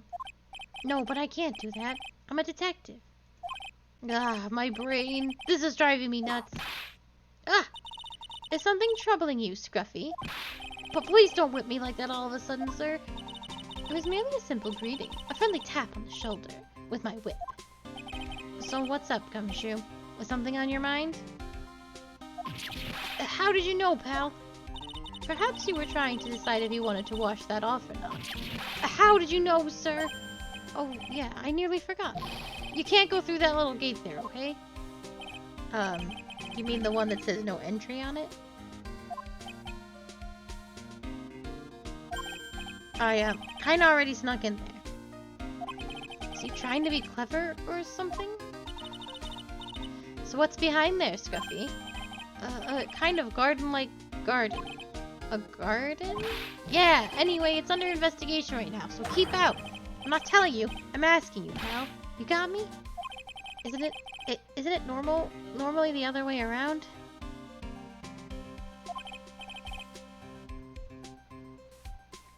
Well, see you later.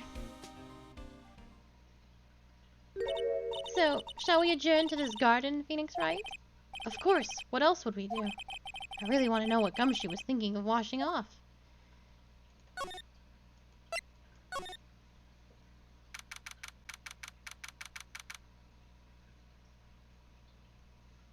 God, why are people always writing other people's names? It's like the 4th time this has happened.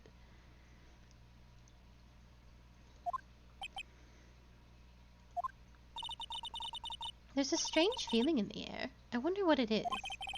Strange feeling? Forget about that. What's that strange writing on the stone lantern? Ah! What are you doing here, sir? I thought I said you can't come in here. Don't you know, Scruffy? Avant Karma will always show up wherever there is a clue. And there are plenty of clues to be found here. But... So how's the Inner Temple investigation going? We have the best forensic team in the world working the place. Forensic team? And what was the outcome of the scientific study? Nothing! Scientifically speaking, the place is as clean as a whistle. That's simply not good enough, Scruffy. Do you think I'll let you get away with that? Uh-oh.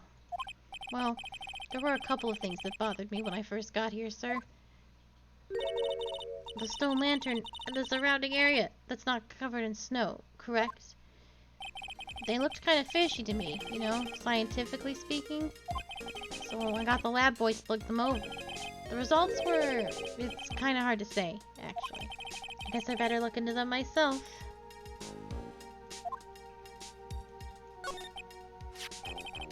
About Maya. Oh, did Mr. Godot tell you yet? Yes, we heard. He's got a search party out looking for her. But there's nowhere else she could have disappeared to on this side of Dusky Bridge. All we can do is wait for Mr. Edgeworth to get here, pal. Edgeworth? He's escorting Iris, the defendant over here. Kind of.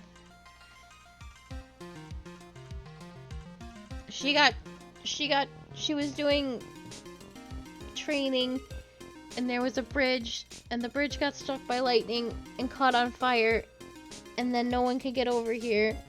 And when we finally got over here, she was missing.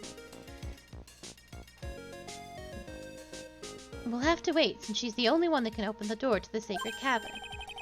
Oh, I think Mr. Edgeworth wants to talk to you about something too, pal. I wonder what it is.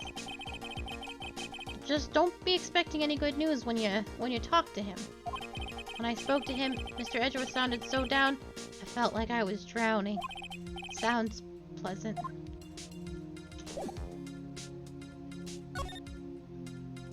Well, let's look at the obvious shit first. What the heck is that? Uh-oh, you spotted it, huh, pal? Are you kidding me? It couldn't be more obvious. It says, Maya. Yeah, and before you ask, it's written in blood. You will answer all of our questions now, Sweetie. Without exception. Yes, sir. Well, this is odd. There's no snow on the ground here, and it's almost a perfect rectangle. It couldn't have happened naturally. Yes, it appears as though someone has carefully cleared away the snow. No doubt it was you, wasn't it, Scruffy? No, it wasn't me, sir. I was already like that when my men and I got here to start the investigation. If it wasn't the police, then who did it? Oh yeah, there's something I need to tell you. Just between the three of us, okay? And what is it? It's top secret. You can't tell anyone, got it? Understood. Well, when I was a kid, I got knocked out of the local wrestling contest, you see? I was so disappointed. I just picked up my mouth guard and cried all the way home. Man, I got in so much trouble when I left it on the couch. Is that it? That's it? Ugh, whoever cleared the snow away must have had a reason. It was very awesome playing as Edgeworth, and I am sad that I am no longer playing as Edgeworth, because when I don't know, when I played as Edgeworth, it didn't feel like the most bullshit things were coming out of his mouth. I don't know. He was very smart. It was very fun to play. It was very it was a different experience, even if the gameplay was the same.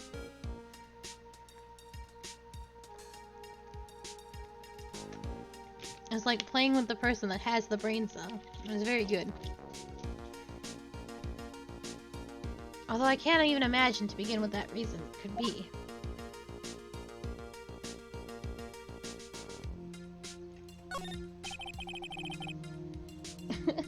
There are a couple of torches here. I guess you need all the lights you can get up here in the mountains. Yeah, I was looking at those things, pal. It looks like they've been lit pretty recently. Recently? How recent are we talking about? As recent as the night of the murder. Maya was training here on the night of the murder. It's not unreasonable to think these things were lit up at the same time, I guess. There's a charm or something poking out from the snow. It looks pretty old.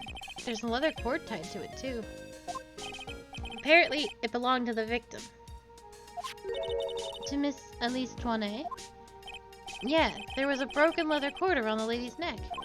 The ends of the cords found on both the victim and on the charm match exactly. Sounds to me like this little trinket is going to be my ticket to getting some very big answers.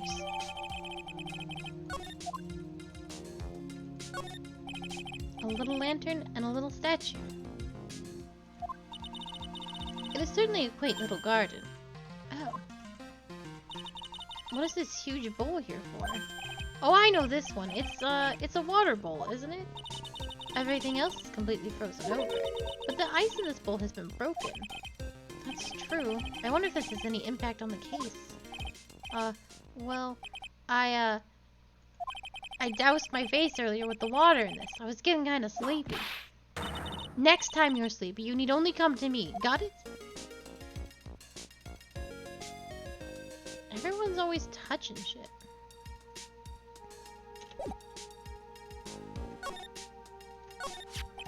Maya, so these letters are written in blood? Yeah. What's worse, it's the victim's blood. Huh? This is Miss Toinette's blood? We haven't done a detailed analysis yet, but it's looking that way, pal. Most interesting. Phoenix Wright, I presume you know, don't you? Why Maya's name is written upside down. You know what? That was really bothering me too. But I just came up with the answer. Result of my own special gumshoe investigation. Really? Do tell. Well, on the night of the murder, that stone lantern was upside down. Anyway, there's really only one logical explanation to this mystery. Miss Elise Toinette wrote these letters herself in her own blood. You must be joking. That's impossible. From the writing on the victim's blood and the other clues left behind, it seems pretty likely that this garden was the scene of Elise Toinette's murder. At least, that's our current theory on how events took place, pal. What? So Miss Toinette was killed here. Well, she hasn't been accused of murder in this game yet, so it was about time. However you want to look at it, that's what people are saying now. That what Sister Bikini saw in the courtyard of the main temple was... Well, what was it? If that wasn't the scene of the crime, what did she see? What do you think, Miss Von Karma? Surely a special gumshoe investigation would reveal the answer, no? But wait a sec, the bloody writing and all the other clues here. Someone could have easily set that up after the murder, right? Sorry, but that's not an option, pal. Why not? How quickly you forget, Phoenix Wright. Ever since the incident occurred, this place has been completely inaccessible. Because Dusky Bridge was completely burned out. I was overseeing repairs to the bridge the whole time. No one came over here before me and my men. Which means no one could have planted all this stuff here, pal. Ugh. I can't think of a counter-argument to that. I knew it. I should have washed the blood off the lantern as soon as I got here! Gumshoe! If this really was the scene of the crime, then I need to figure out exactly what it was that Bikini actually saw.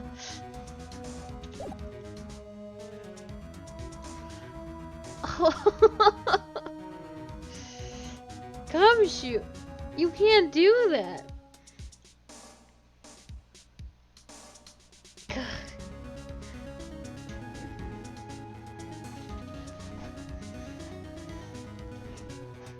Yak is never well during Phoenix Wright streams.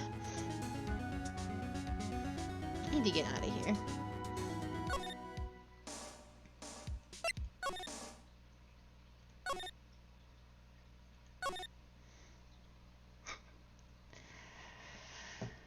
Oh boy.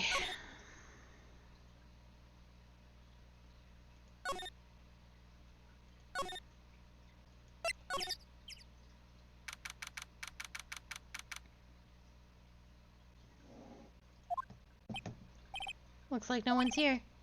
Larry! Laurice! I was sure he'd be hiding here. Guess I'll try again later.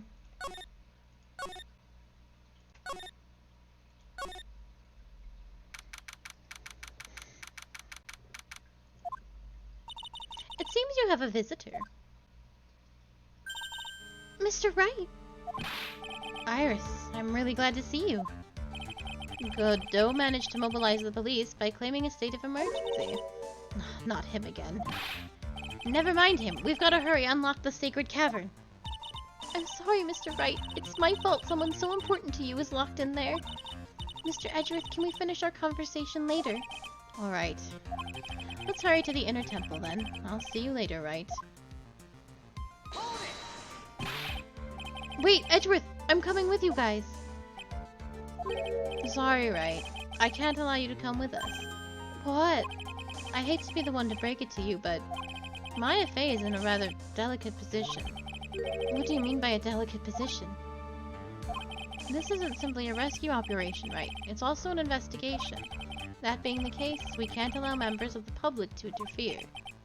Come on, Edgeworth. If anything happens, you'll be the first to know. Please understand, right? But it's Maya! Mr. Wright! All that matters is that Mystic Maya is rescued, correct? Listen to the voice of reason for a change, Phoenix Wright. From now on, consider anything beyond Dusky Bridge to be off limits. We'll be going now. Excuse us.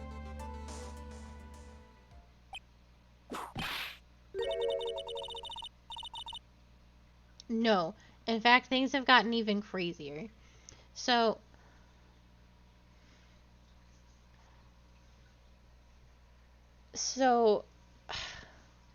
Larry was there that night, and Larry saw... He says he saw Iris flying over the flaming bridge. But everyone was like, well, that's stupid, Larry. And then Larry's like, it wasn't stupid, because the big purple gem, the big purple orb, I found it in the snow, and it fell off of Iris's hood. And everyone was like, Iris wasn't wearing her hood. She gave it to Phoenix Wright. But Larry was like, no, I definitely saw someone fly over the bridge. And then Iris admitted, or we were able to figure out through evidence, that Iris definitely didn't fly over the bridge, but she definitely took the body on the snowmobile and brought it over to that area where Bikini saw Iris pulling the sword out. So I don't know what happened, but my theory is, because the murder clearly took place on the other side of the bridge with everything we just saw, that she was murdered by someone else. We don't know who. Then we threw her body over the bridge, and that's why Larry saw somebody flying. And then that's why her body's all bruised now, because she hit the ground. And then Iris took the body and set up a crime scene. And that is, so I don't know who did it, but that would explain why Bikini saw things, but Iris still was like, I didn't kill anybody. So the evil twin theory is garbage, and I feel stupid for saying that there was an evil twin theory. Although the whole Dahlia Iris thing is still weird, but I'm gonna say instead that Iris is suffering from amnesia, and now she's a good person. Allegedly.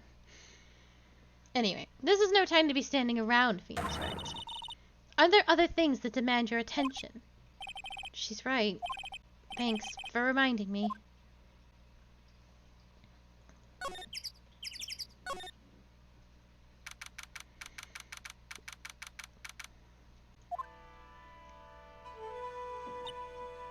Oh, right, we have locks. Sister Bikini looks like she's shrunk some since I last saw her. Amnesia seems like probably the easier thing to explain in-game. Don't be so rude, Phoenix Wright. What's wrong, Sister Bikini? My, hello you two. How are you doing? From the sound of that sigh, I guess she's still pretty down. Iris was just here, you know. She was accompanied by that handsome, crimson-clad prince. Is she talking about Edgeworth? It was just a courtesy call. I wasn't allowed to talk with her at all. Oh dear, it's all my fault that this has happened. Poor Iris. She was worried about my back, would you believe?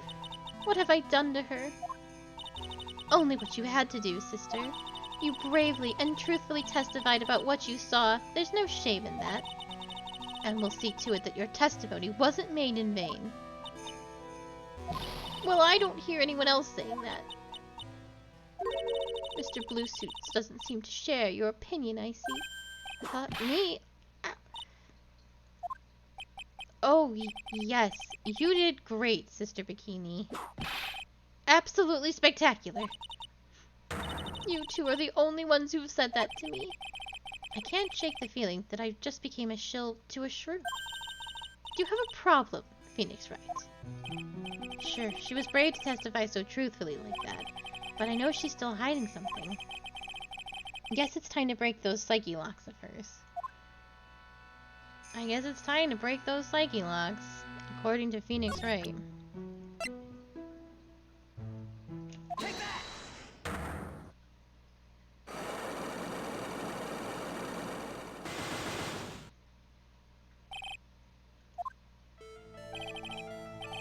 Oh, this is where we find out if I was right. I think that Elise is Misty Faye because it's like the last mystery of the trilogy. Sister Bikini, the truth is becoming increasingly clear to me. I'm convinced that Miss Elise Doinette had a special significance to this temple. As to why she had a special significance, I believe it has to do with her true identity. What on earth are you talking about? She was...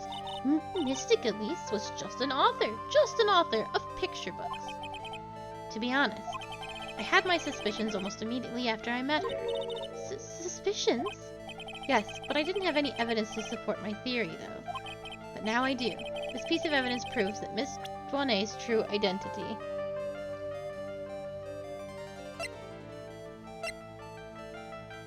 Take that! Miss Doinet had this charm with her at all times. Where did you... This isn't some cheap good luck charm either. Then... What do you think it is, Mr. Wright? What could a talesman like that possibly mean?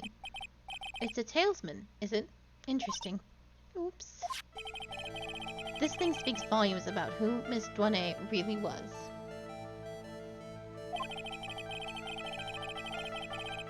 This talisman and one other item unequivocally prove Miss Doinet's true identity. Okay.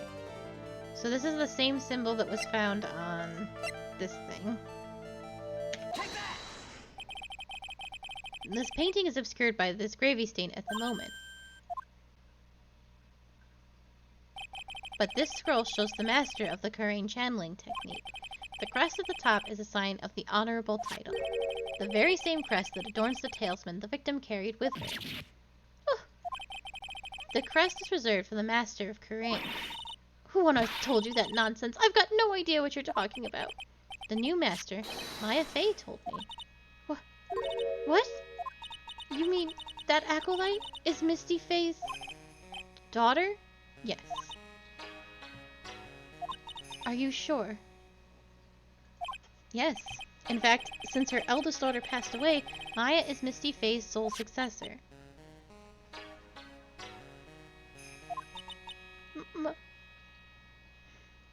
Mystic Misty!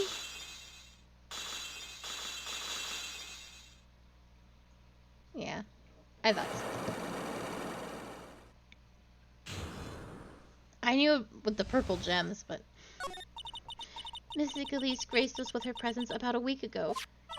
When she showed me the talisman with that mark on it, well, I nearly fainted. No one had seen her since she disappeared 17 years ago, after all. What is the significance of this talisman, sister? The Karain talisman? It's a symbol of the Master of Karain. The bearer must carry it with them always until their death. Until their death? So at least when I was really Maya's mother, huh? She was Misty Fate, the master of the Karain channeling technique. The truth comes out at last. It looks like we're making some headway here. Tell me, sister, after 17 years, why did she choose to show herself now? Because something happened that called her out of hiding. What happened? Well, what's happening? It can't be. Earthquake! Oh my goodness, the inner temple! This kind of tremor might... The inner temple? The sacred cavern in the training hall. It might very well cave in. What? Maya!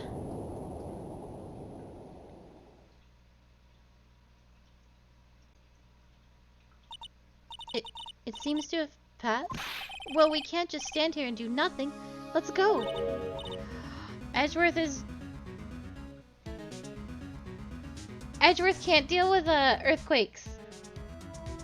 He passes out when they happen. Oh no! To the inner temple, of course. Where else? Sister Bikini, we'll finish this later, alright? Of course, you run along now. People may have been hurt. I must get some first aid kits ready. Oh, a big earthquake happened, which means the inner temple probably collapsed. Because that's what we've been talking. Come on then, Phoenix, Wright? They won't bar you from entering as long as I'm with you. Thank you. Right, at that moment, I had the worst feeling in my gut. We just had an earthquake. I wonder if he's alright. You look worried. Are you thinking about Miles Edgeworth? Come on, let's go. I know. Even when Phoenix has a very prominent, very obvious love interest in this one, it's still lawyers. It's still gay lawyers. Right. Ah! What are you doing here? Ugh. How could I have... How do you expect us to understand if you don't speak up? Oh, hey, why am I the one getting whipped? She never whips Miles, and I think that's real cute. She's gone. No. The defendant, Iris. She's gone. Gone where? She fled. She escaped. What? God damn it. So, it was just now? During the... It's easy to see Edgeworth's one and only weakness. His fear of earthquakes. I should have known better than to escort the defendant alone. Yeah, you probably shouldn't have. You are, in fact, only a lawyer, and not a police officer. As soon as the ground started shaking, everything went dark before my eyes, and I stupidly passed out. That incident haunts you to this day, doesn't it? That's no excuse for letting the suspect get away. I can't believe I let it happen. Right, the inner temple area is a dead end, so she could have only escaped to this side. We haven't seen her. Then we need to get a manhunt underway now and search Eagle Mountain from top to bottom. Wait, Edgeworth! Have you thoroughly checked the inner temple yet? Don't be ridiculous. Why would I? The inner temple is like an island. There's no way to escape but to cross. No, that's not it. Iris isn't the type of person to run away, Edgeworth. What are you talking about? Sister Bikini mentioned something when we were with her. She said that the sacred cavern might be caved in because of the quake. Then you think Iris might have gone to the inner temple to check on the situation? Listen, Edgeworth. I'm sure she's at the inner temple. A manhunt is not necessary. Alright. Let's not waste any more time. We need to get to the training hall sacred cavern now. Alright, let's go.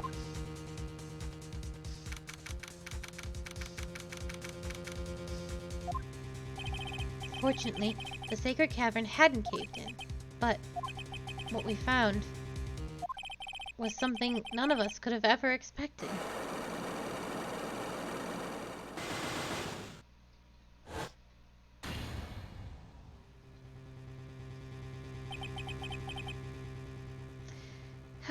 how can there be even more locks?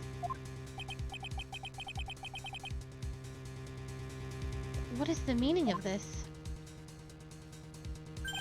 Iris! Iris, please tell me.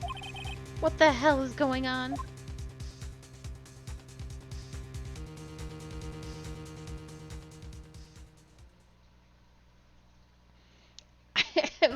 I have no idea.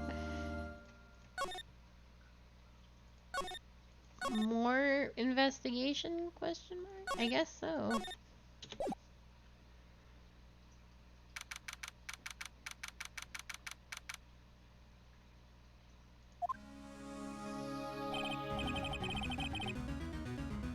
Right.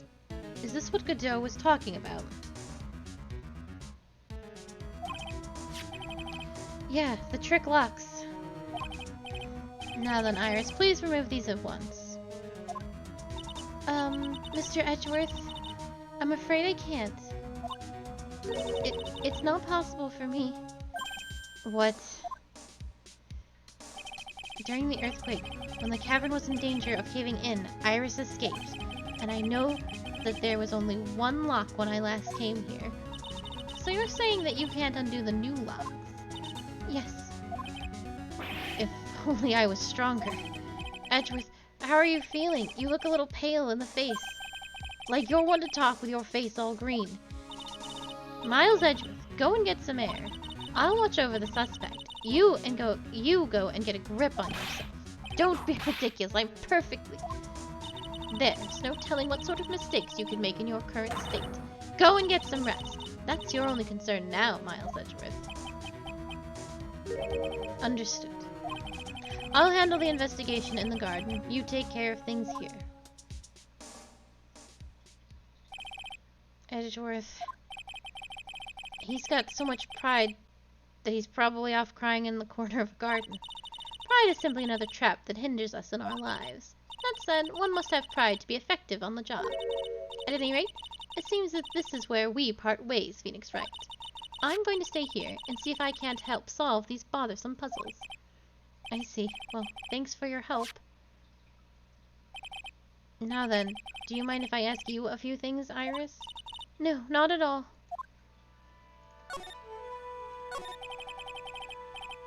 Why did you make a run for it, Iris? I'm sorry. I heard the inner temple had been severely shaken by the strong earthquake we had. I was so worried, I just had to come and see. In other words, you didn't run away to escape the law. At least we're clear on that. I can't tell you how relieved I was when I saw that the sacred cavern was alright, but... But what? Then I saw these chains here. I saw all these extra locks that someone had put on the sacred cavern's door, and... Who in the world would have done something like this? I assume you. These trick locks are a sacred treasure of the Korean tradition. There are hundreds of ways to set them. That's why only the person who set the lock can open it. And you aren't the one who set these locks? I don't think it's that simple, Franziska von Karma. When we were here the first time, there was only one lock. But now, somehow, there's 5 of them. What does that mean? It means that someone wanted to secure the place even more. And they wanted to secure it before you got here, Iris. Presumably because they wanted to make sure Maya couldn't get out. That means that Iris can only open one of these locks. The first one. Yes, that's correct. What? Iris, try to think, please. Isn't there any way around this? Well, like I said, there are hundreds of different ways to set these locks. I suppose if I went through every combination with each one, I could remove them. But it will take time, won't it? Yes, about a day, if I had to guess. A whole day? Well, that's better than leaving the locks in place. Will you do this for us? Sure, I'll do whatever I can. We've got to wait another day? Hang in there, Maya. You're going to have to call on your inner strength now. You know what, Iris? There's still one thing I don't quite get. And what might that be, Phoenix Wright? I think it's obvious. Iris, on the night of the murder, where were you? Please, Iris, don't give me that look. You told us that you were in your room at Hazakura Temple at the time of the incident. But you were seen that same evening at the inner temple. And then, you were spotted at the scene of the crime in the Hazakura Temple too. Being spotted at both Hazakura Temple and the inner temple. It's as if you were... Well, Iris, I think it's about time you told us the truth.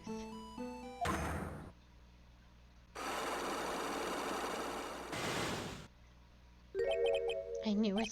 There's something going on here that we don't know about.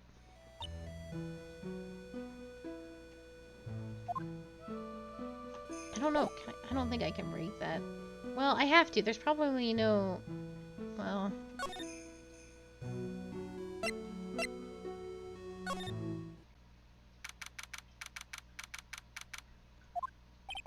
I'm finally getting to the bottom of this case. I can count on Iris to break those locks, so I should try to gather more clues. From Sister Bikini, Edgeworth, Gumshoe, and Pearls.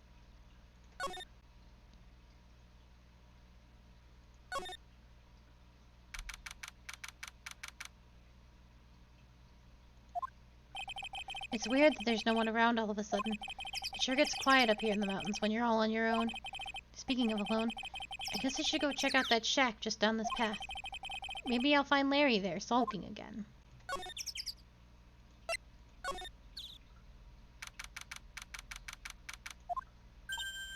Oh, Mr. Nick! Pearls, what are you doing here?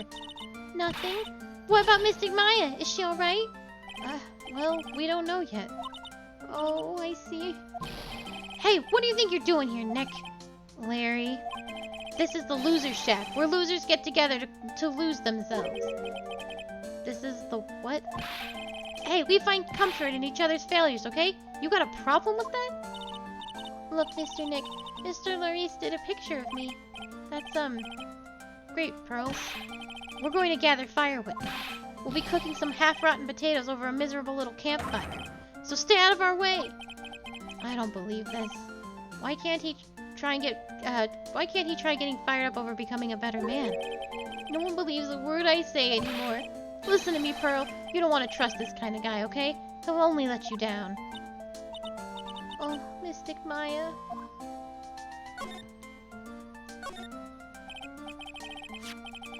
Larry, is there something you want to tell me about this picture? I got nothing to say to you, Nick. My life's here now with Pearl, two losers cooking potatoes together forevermore. What am I gonna do with him? Alright then. What do you think about this picture, Pearls? I think it's really well drawn. I can't draw at all, so I think it's really amazing.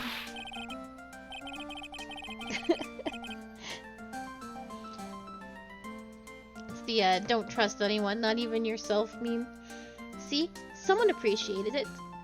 It's tough getting the flames to look like that, you know? It's supposed to be Sister Iris flying through the air, isn't it? I love it. It's like a dream, a wonderful fantasy. No, it wasn't a dream. She really flew, I'm telling you. Iris really flew that night. But Mr. Larice... Not you too. Please don't look at me like that, Pearl. Don't look at me like I'm some kind of nutcase. I beg of you. I guess this picture really is a representation of what Larry thinks he saw. Okay, so I was half asleep when I was here that night. But I was wide awake after the lightning struck, and I saw what I saw. It was exactly like I drew in the picture. And it looks like I don't have any choice but to take this... sketch at face value. Hey, what's with that look of doubt on your face?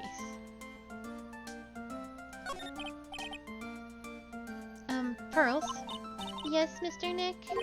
I've been meaning to ask you about the night of the murder. Where were you, and what exactly were you doing when it all happened? We're about halfway through it. I think we're over halfway through it. I'm just a kid, you know? I'm sure it doesn't really matter what I was doing Does it, Mr. Nick? Sorry, Pearls, but yes, it does. On the night of the murder, you were supposed to be in Miss Dwayne's room reading a book together. But Miss Dwayne was murdered, and you, Pearls, were at the Inner Temple. Just what exactly happened that night, Pearls? Did Pearls do it? I'm really sorry, Mr. Nick.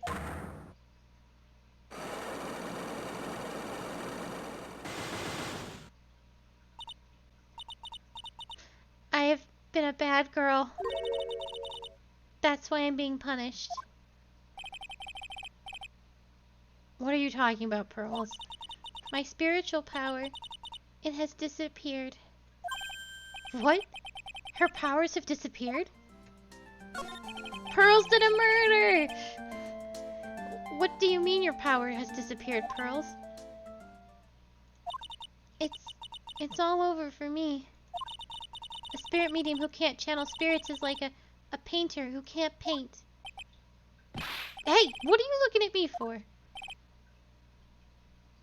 Pearls, did you try to channel someone's spirit right here at Hazakura Temple? Tried but failed, perhaps? Way to go, Nick. You made her cry. That's really cruel of you. Just as I thought. I'm going to have to break her psyche locks to get the truth out of her. I probably can't break these yet, because we've only just started this new investigation. Alright, well, good luck with that, Pearls. Wait. I wonder if Sister Bikini is back in the main hall yet. I haven't seen Gumshoe around for a while either. Maybe they're having a cup of tea together somewhere. I bet Gumshoe is Sister Bikini's type.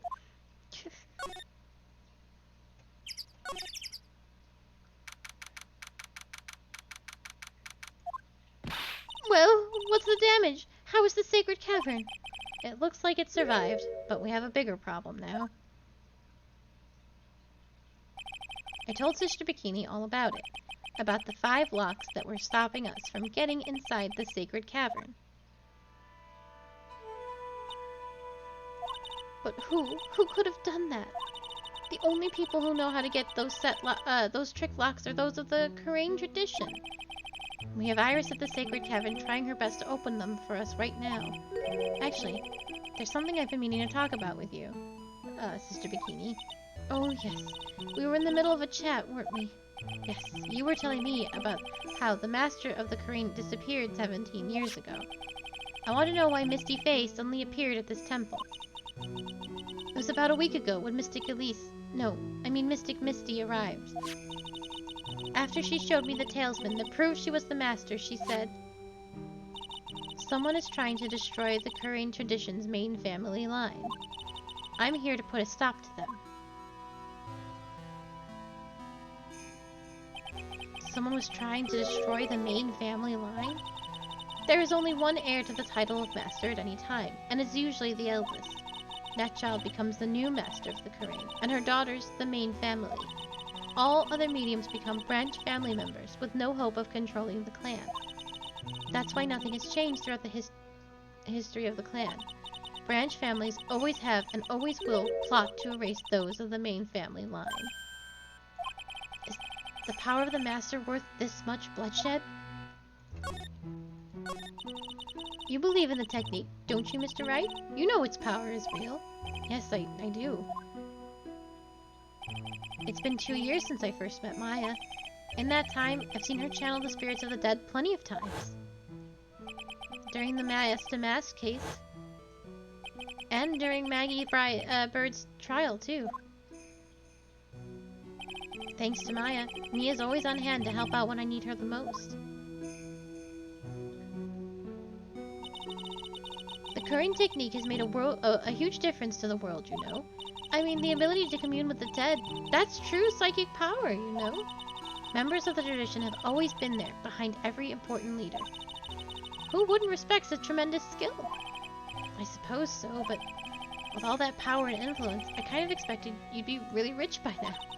Are you saying we're poor, Mr. Wright? You're very direct, aren't you? People don't believe in it anymore, you see. All because of one little mistake. A mistake? What mistake? It was 17 years ago. That's when everything came crashing down. All because of that incident. That incident? Is she talking about what I think she is? I'm sure the records still exist if you're interested. Locked up, of course. It was called the DL6 incident. That's the name of the file. The DL6 incident. I knew it. The DL6 incident. I know it well. I handled a related case just 2 years ago. Oh, that's right. So it was you who was the defense attorney on that case.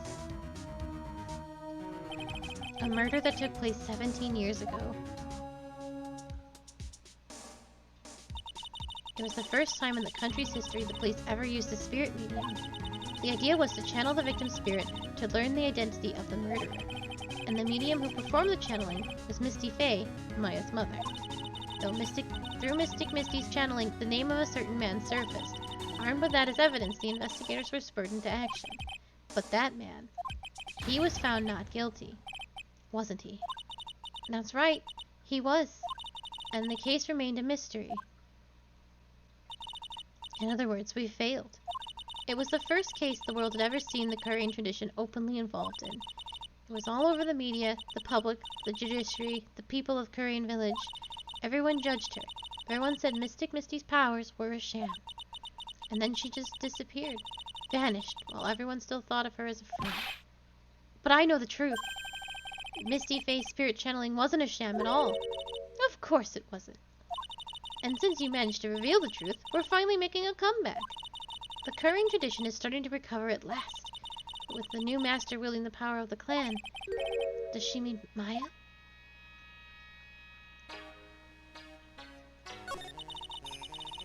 The spiritual power of the Korean channeling technique is in the blood.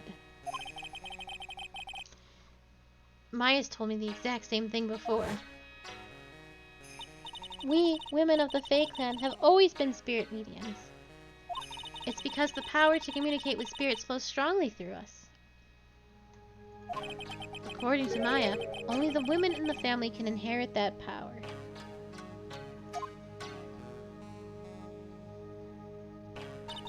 The main family's bloodline stems directly from Mystic Ami. But with each new generation, only one daughter becomes the new master. And the ones who don't become branch families, right? That's right. And it's always the cause of tragedy. You know, Maya had a sister too, an older sister named Mia. Oh yes, I've heard of her. What? You know about Mia? Of course. She became a lawyer in the hopes of discovering what happened to her mother, and lost her life as a result. Do you know what Mystic Mia is rumored to have said? She said it wasn't only because of her mother that she became a lawyer. She also didn't want to fight with her sister over the leadership of the tradition. Really? Well, she saw what happened to her own mother, Mystic Misty, as she grew up. I guess Mystic Maya got tired of seeing all the rivalry between her mom and her aunt. That's right, Misty Faye had an elder sister too. And Misty, having superior powers, managed to usurp the master seat from her. Mystic Misty's sister is Mystic Morgan, as you probably know. Morgan. There's a name I know well. It was a year ago now, at Maya's home, Korean village. What she did was terrible. It was all so she could make her own daughter the next master.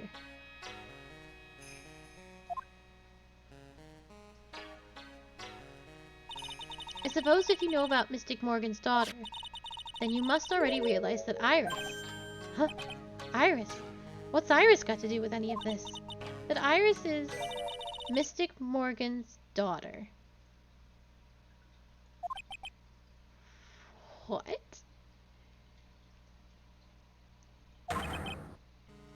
Iris is what? Is she kidding me? Iris is Morgan Faye's daughter?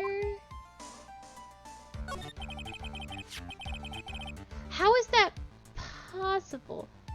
Because Iris is Dahlia, and Dahlia had another sister Valerie or something? I'm what?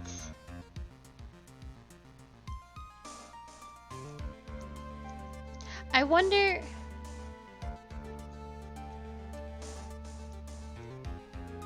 Because Morgan... I remember talking about this in the last game. It was some time ago. But I thought I remembered that there was a dad. And the dad had enough of this bullshit. And did they talk about him taking daughters? I have no idea. Maybe the dad took Iris and was like, we don't need this. Did you just say that Iris is Morgan Faye's daughter? Oops, I thought you already knew. Sounded like you'd met one of Mystic Morgan's daughters already. I have. I know her very well. Oh. Yeah. Pearl Faye. But I always thought she was an only child. That child, she's Mystic Morgan's? I had no idea. Mystic Morgan. But she's in prison now, isn't she? Yes, ever since she was found to be a co-conspirator in a murder case last year.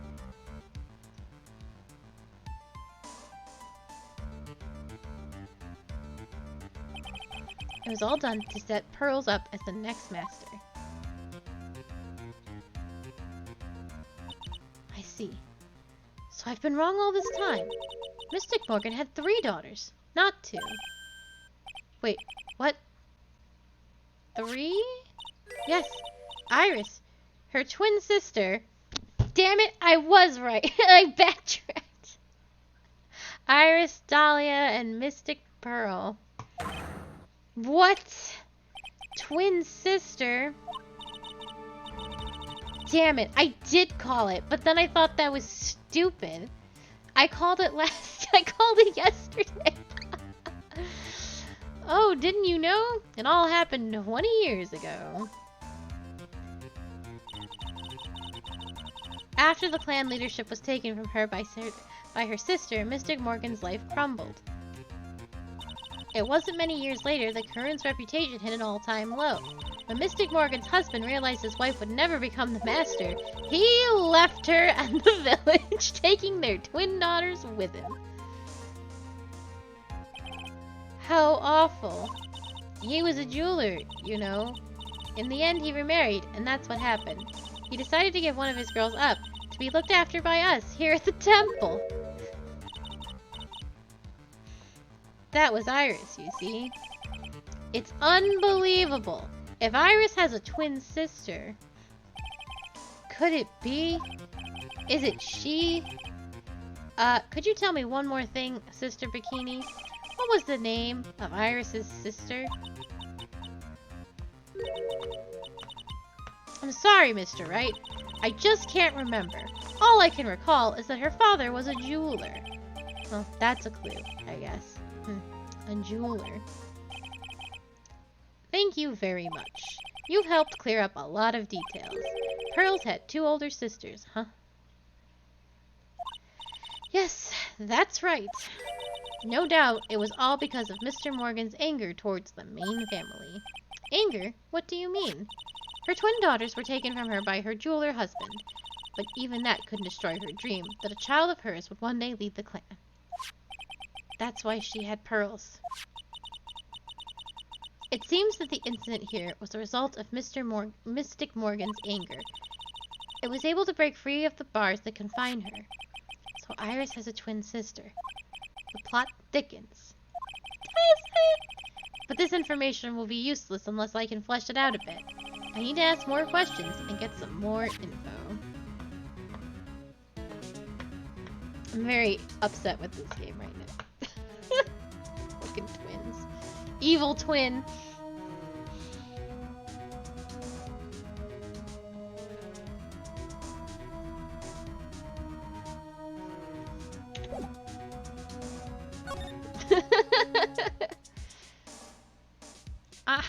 I'm the one playing the game, Yak.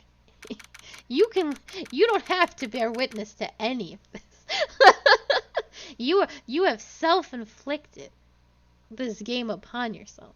You have flogged yourself with the Phoenix Wright. appreciate it. I do.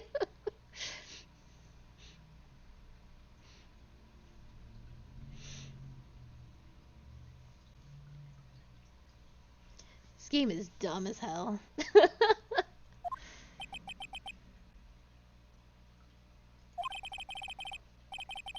Sounds like someone's happy. What tune is it that they're humming? This isn't your music. Whose music is this?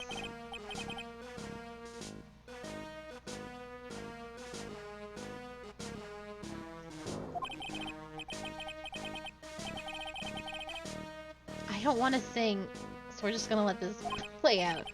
Ooh, I love my job. Who cares if the clues are found or no good? That's not what investigating's all about. The investigator investigates for the love of investigating. It's a passion. Good cases we have. Good cases we've lost along the way. I would have never guessed that Gumshoe was into reggae. I don't want to sing. I'm so tired. Hey, pal. Huh? Who, me? How long have you been there? I just got here. Oh, okay. So what are you up to, detective? I'm investigating, pal. I made a promise to Mr. Edgeworth. I promised I would find the real murder weapon. The real murder weapon? The barbed sword thing turned out to be a false lead, right?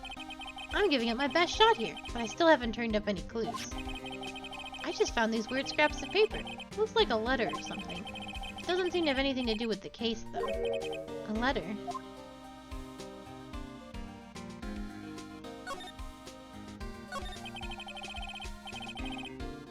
So how's the investigation going, Detective Gumshoe?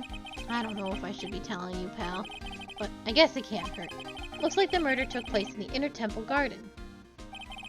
And they're taking that bloody writing on the lantern pretty seriously back at HQ. What? You mean? I don't have the details, pal. All I know is if you don't find Maya down in that sacred cavern, we're gonna be faced with one ugly situation. What kind of ugly situation are we looking at here? You got me, I don't know. They're not my words, pal. Then who said it? Mr. Godot. Godot. There are too many prosecutors here at this crime scene. They're all here. Every prosecutor I've ever met is like running around. Godot, what did he mean by that? About the letter you found. Don't remind me, pal. I'm busting a gut here trying to find the murder weapon. And all I find is some burnt up old letter. Burnt up old letter? Yeah, it was in that incinerator right outside the inner temple.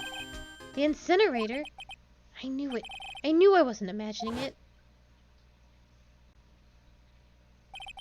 There was snow on the incinerator when I first saw it. But after the incident, the snow had melted away, which means someone used the incinerator on the night of the murder. What's up with you, pal? I've got it right here if you want to take a look. Can I? Do you mind? Sure, go nuts. I don't want it, pal. You can have it. It's all spirit mediums and masters and stuff. I bet it's got no relation to the case. Spirit mediums?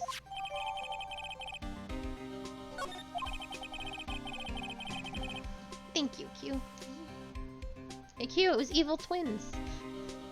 Evil twins. This game is dumb.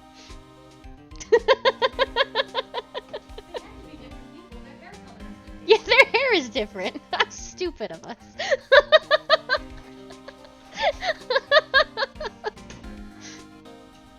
Q was like, of course they were different people. Their hair was different colors.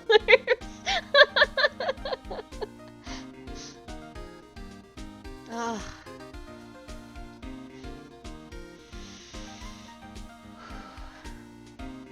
I'm finishing this game tomorrow if it kills me, because it will kill me if it won't. I'd better give it a good looking over and some serious thought. Make sure you chuck it in the trash when you're done. Littering's a crime, pal. So what do you know about the real murder weapon so far? Well, it wasn't the shishito, that was found impaled in the victim's body. Mr. Edgeworth proved that in court today. Yes, that's true. In which case, it must have been another blade. And that's what you're running around like a headless chicken looking for now? Yeah. And man, is it tiring work. But let me tell you something, pal. I'm no chicken. We've got the feather of forensics in our cap these days. We're using the department's secret weapon on this.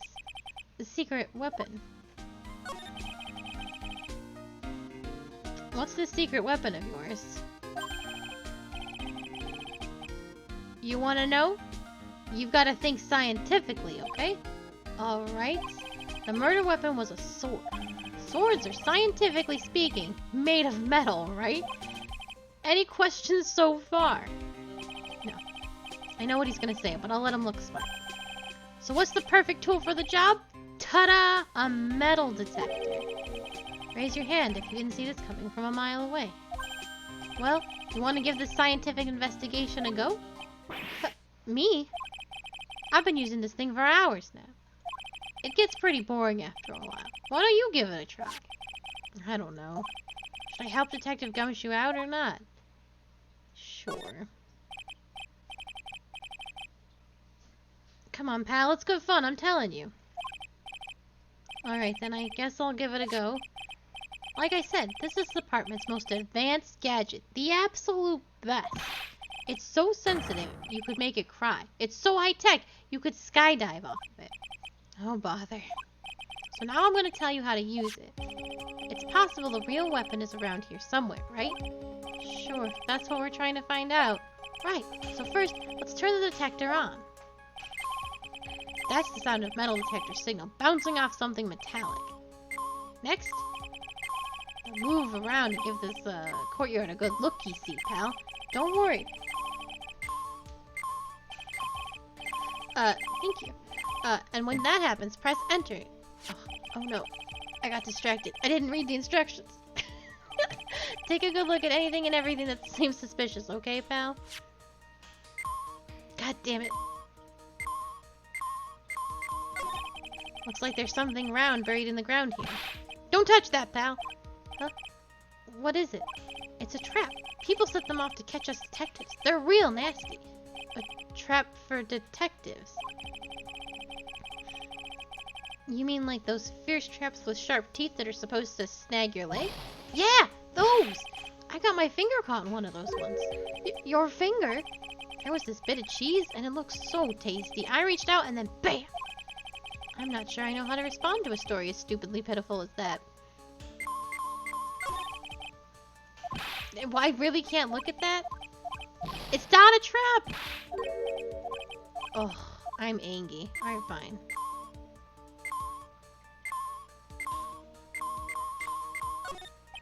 This is Miss Douane's staff, isn't it? Scientifically speaking, they're usually made out of wood. But the detector's reacting to it. Yeah. But however you look at it, this thing's made of wood, right? I don't bother investigating anything unless it looks like it might be metallic. Isn't the whole point of the metal detector to find metal where you can't see it? It's weird that this thing is causing a racket. Here, let me take a look at it. Hey, hands off! Examining evidence is a job for the... the top's coming off. Look what you've done. You damaged a really important piece of evidence. Ah! That's a sword. Inside the staff. Is this... could it be... a murder weapon?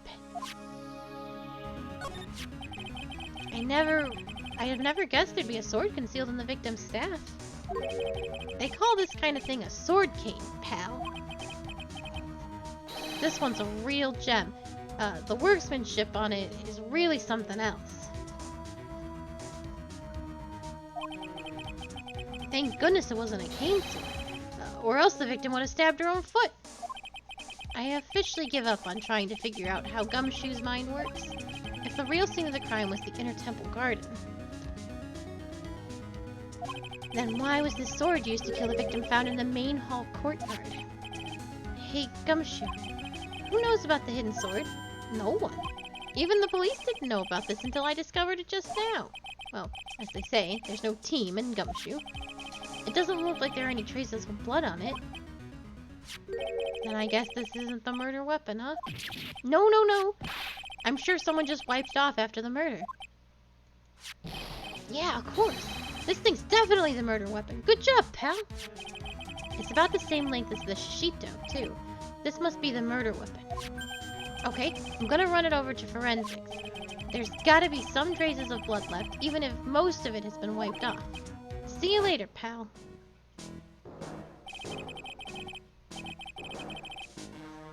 Is this Gumshoe's theme? I didn't think it was. It's very badass for Gumshoe. Hold it! Wait up, detective. Oh, what is it, pal? I'm a pretty busy guy right now, you know? You're going to get that staff analyzed, right? Would you mind holding off for just a while? What are you talking about, pal? Please. Just until we find Maya. Maya? What's this got to do with her? I don't know, but I'm starting to get a really bad feeling in the pit of my stomach. Oh, how so? Look, Maya's trapped inside the sacred cavern right now, and, well, we don't even know if she's okay or not. The more evidence and more testimony I hear, the more uneasy I feel. You don't think... Maybe... Please, detective, let's just wait until we can get inside the sacred cavern. You're looking kind of viridian there. Okay, just stop it with that face, pal. One thing, though. The staff's secret trick. Let's keep it between you and me, alright? If it gets out that we knew about it and didn't say anything, we're finished. I understand. This is just a regular, run-of-the-mill staff, you got it? Okay, now you take good care of it, pal. Thank you, detective. Don't worry, she'll be fine. Gumshoe. You know, there's a place at the base of this mountain that has some really good pasta. How about I take you there when you find Maya? Huh, pal? Sure, thanks. I can't help but wonder, though. What was Elise Douanet doing with a staff like this in the first place? Gumshoe is a good boy.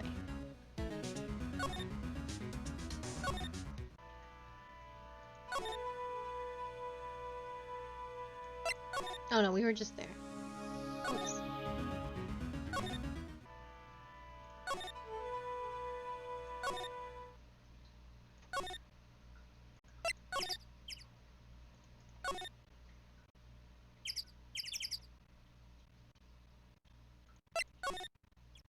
God, where are all the prosecutors?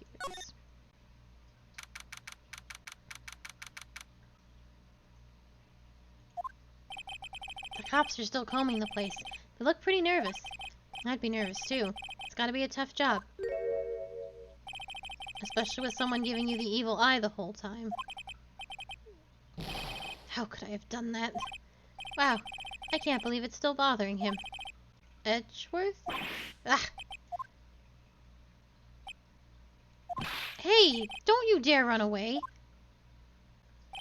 What do you want, Wright? What do I want? If you came here to laugh at me, then get on with it. Go on, laugh away. I was ready to hug it out with him, but he's just the same prideful Edgeworth.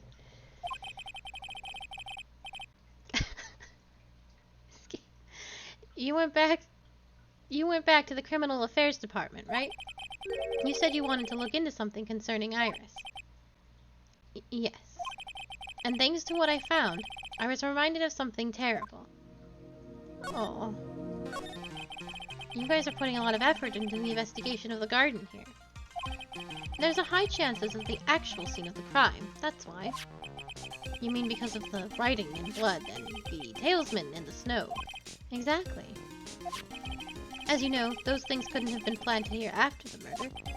But surely, you don't suspect Maya, do you? We have to treat everyone as a suspect, Maya as well as Iris. It's our job, right? So, I guess you still haven't gotten over your fear of earthquakes. No. Though thankfully my nightmares have stopped. But still, if the ground gives even the slightest tremor, I find myself short of breath. 17 years ago, when we were little school kids at the same elementary school, Edgeworth found himself in the middle of a murder. It all started with that big quake that hit the courthouse.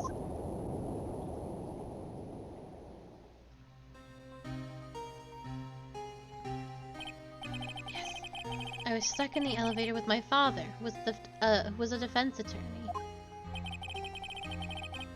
We were deprived of oxygen, and we passed out. That's when it happened. That single gunshot shattered my whole life. I lost everything that day, all because of that earthquake. My dreams, my family, and myself.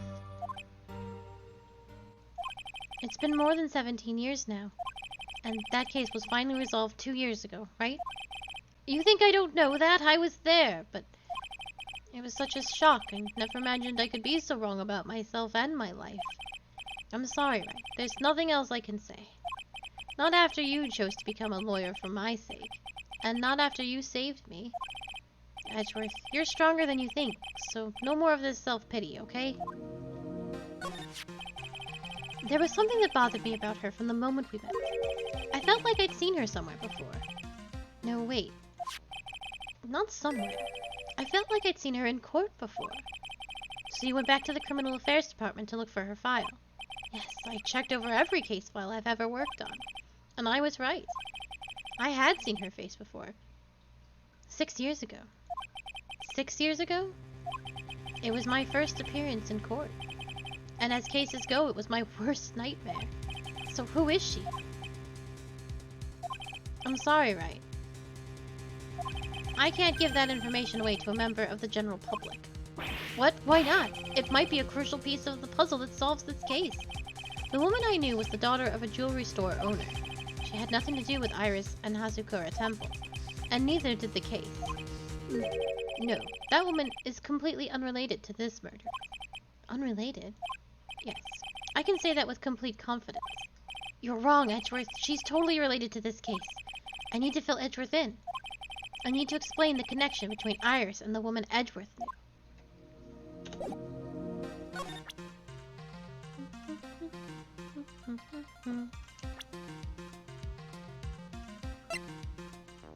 Oh, hell yeah.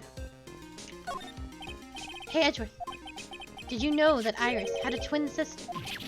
What? A twin? You can't be serious. Sister Bikini told me, but the problem is, she didn't know the name of this twin. There was nothing about Iris having a sister in the files I checked. Well, Iris was taken in by the temple when she was really young. Apparently, her sister was raised by her father, a jeweler, I think. A jeweler! Right, I just might know who this twin sister of hers is. I had a feeling you'd say that.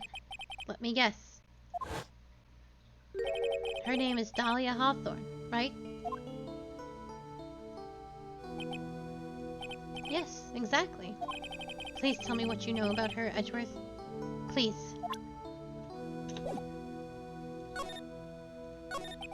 It was my first court case, 6 years ago. I was a greenhorn, and due to my inexperience, the defendant died. That wasn't... We're talking about Terry Follis, right? You know about that case. You're not the only one who noticed something about Iris and Dahlia Hawthorne. I checked on one of Mia's old files from 6 years ago. Yes, Dahlia was a key witness in that case. Dahlia and Terry Follis conspired together to stage a fake kidnapping 11 years ago.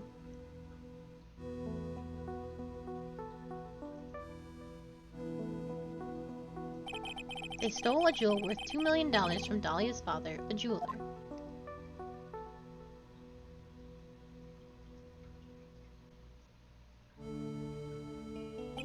And 5 years after that,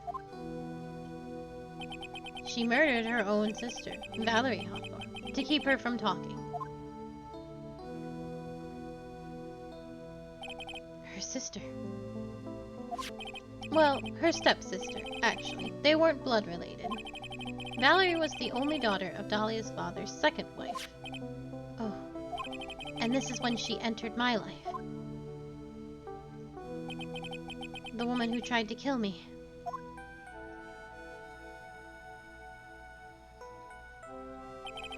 So after Teriophalos died, what happened to Dahlia? Did you check that out? Does it really matter? Like I said, Dahlia isn't connected with this case. Why are you so sure about that? It's simple. Dahlia Hawthorne is dead. What? Well, her metabolic process are a matter of interest only to historians, so to speak. What do you mean by Dahlia Hawthorne is dead, Edgeworth? Right, I must confess that in reading her file, I came to know of the murder case you were involved in during your college years. Dahlia Hawthorne was found guilty, thanks to the persistence of Mia Fey.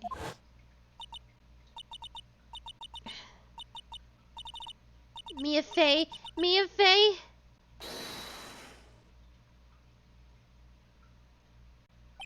At the time, Dahlia... It's like she was possessed by a demon or something. It's been almost 5 years since that guilty verdict was handed down.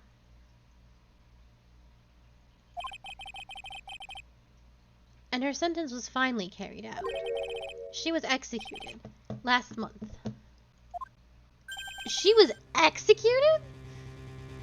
Jeez. Von Karma was technically executed too.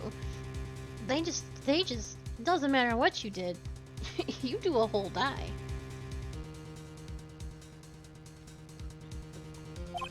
I'm sure that's a bit of a shock for you, Wright, and for more reasons than one. But do you understand now? She couldn't possibly be connected with this case. She's dead, and once someone is dead, there's no way to revive them.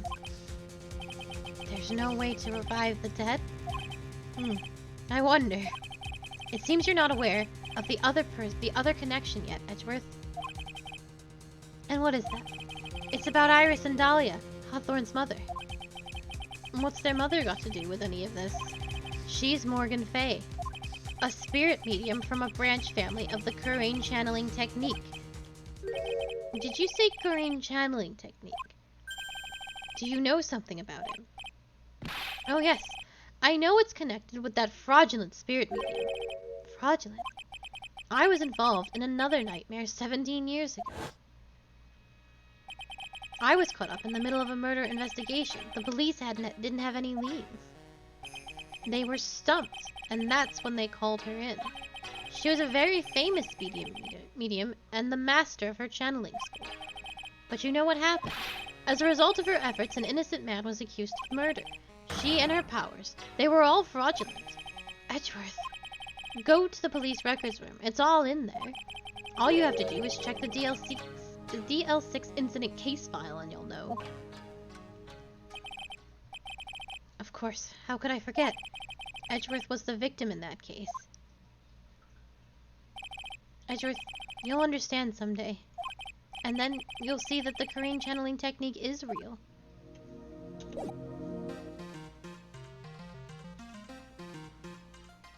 Okay, I'm done with you. I hope you feel better. I think I can finally crack her open now. I know! Every time they talk about DL6, I'm like...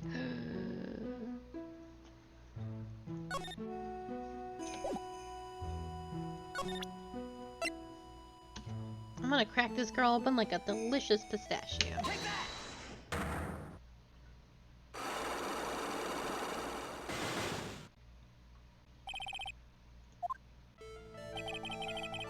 I think it's time you told the truth about what you were doing on that night. You said you were in your room at Hazakura Temple the entire time? Do you still claim that to be the truth? Yes, that's where I was. Iris, I believe you're innocent. That's why I want to believe that what you're telling me too, but I can't. Because this person saw you somewhere else on the night of the murder. Oh, well that's...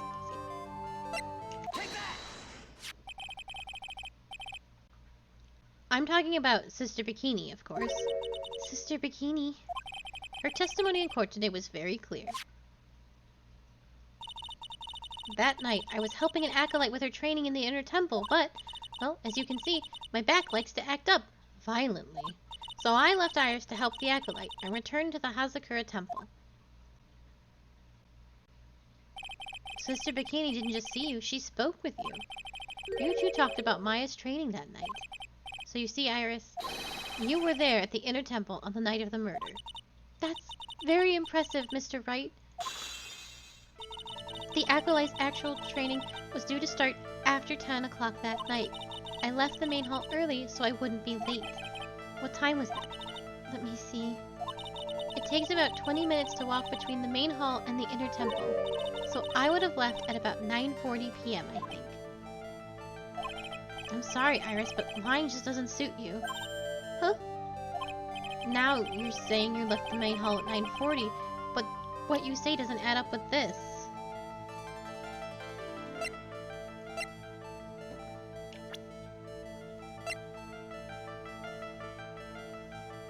Take that!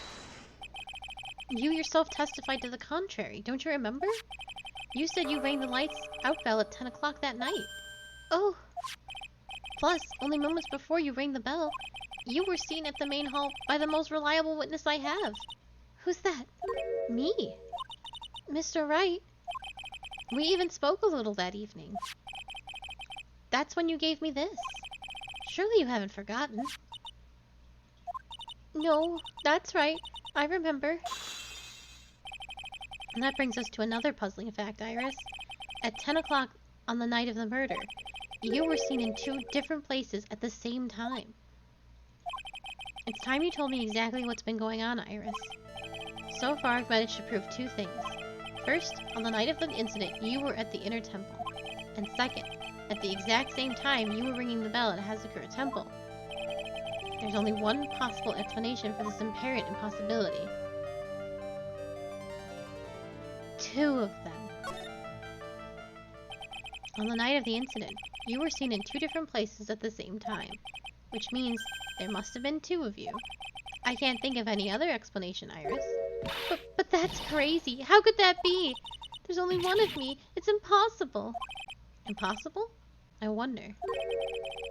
The way you're trembling certainly seems to suggest otherwise. You're seriously trying to suggest there's more than one of me? Then show me the evidence. Show me something that proves there is more than one of me.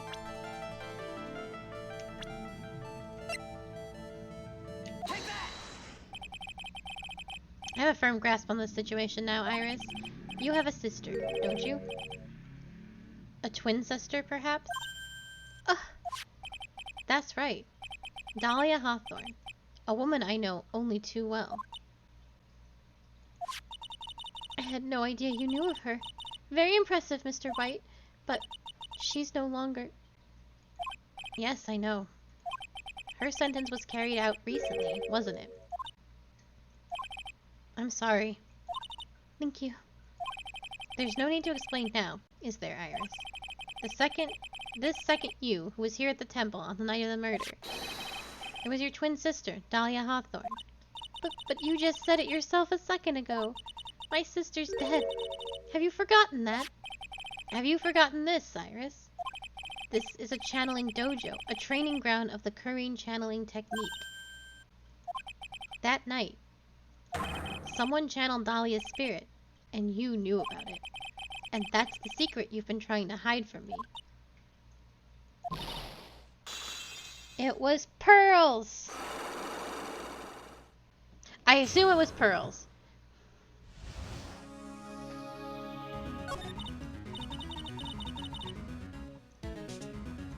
I was in my room in the main hall that night. As soon as I heard that I'd been spotted at the inner temple, I knew it was my sister. Dahlia, the other half of me who passed away last month. Just as I suspected. The Iris that Sister Bikini saw at the inner temple on the night of the murder. It was Dahlia Hawthorne. Why didn't you tell me this before? Because my sister always does the right thing.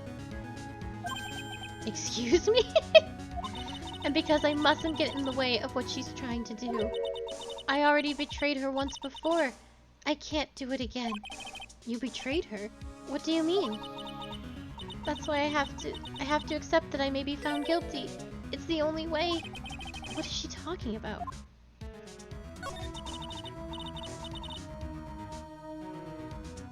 You know about it, don't you, Mr. Wright? About the fake kidnapping that took place here on Eagle Mountain 11 years ago? That was the start of it all. It's what started her down that twisted path.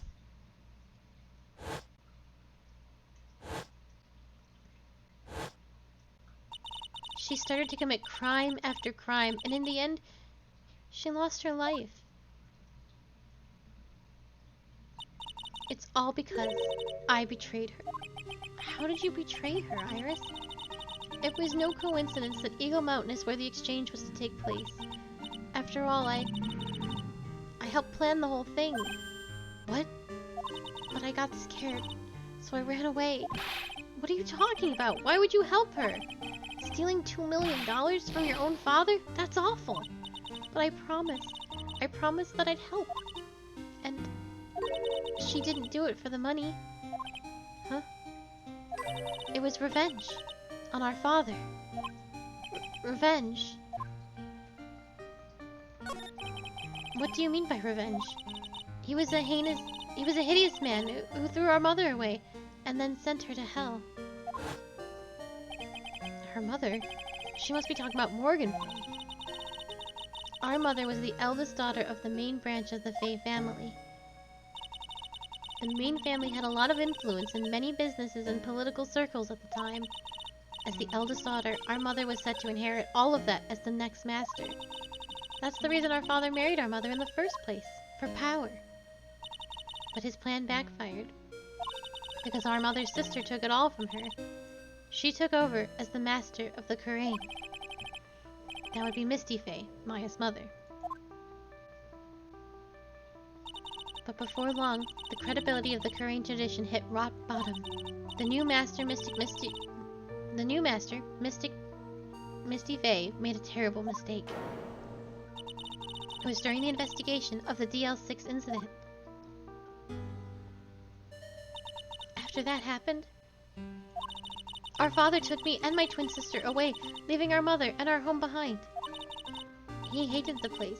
He said it was a hick dive and that he had no reason to stay there. And that's when you came here, to Hazakura Temple? Yes. The woman my father took as his next wife already had a daughter, Valerie. I had no place in his new family, you see. Oh. And I haven't seen my mother once since then. Having the master seat stolen from her and being rejected by her own family, I've heard she's been very battered, spiritually and emotionally. I think I'm finally beginning to see how the pieces fit together. I have asked her everything I can in my capacity as a prosecutor. This incident, everything related to it goes back to the history of the Faye clan. That's what it looks like. Iris, there's just one more thing I want you to tell me. What is it? During the incident in which your sister Dahlia Hawthorne poisoned a lawyer, she began a relationship with a certain college student in order to hide the evidence. That college student, have you heard anything about him? Well, I did hear one thing. She said she hated his guts. I see. Thank you for your help. You're welcome. Hurry up, Phoenix Wright. There is still much to investigate. Leave these locks to me. I'll open them for you, I promise. Thank you. I suppose I'd better continue my investigation. Hello, Gaia! There's still one giant secret left to unlock. Pearl's Psyche Lock.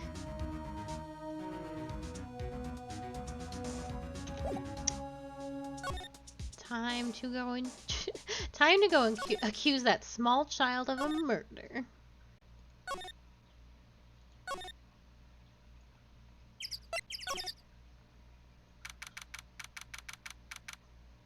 It should be the last thing, too. Look at that!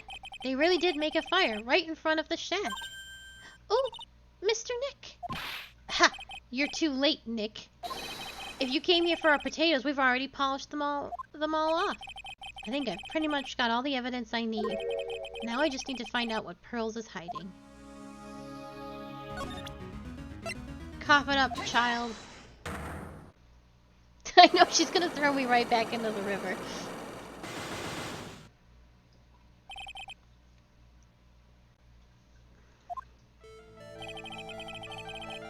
After dinner, on the night of the murder, you were supposed to be in Elise Douanet's room reading a book together, correct?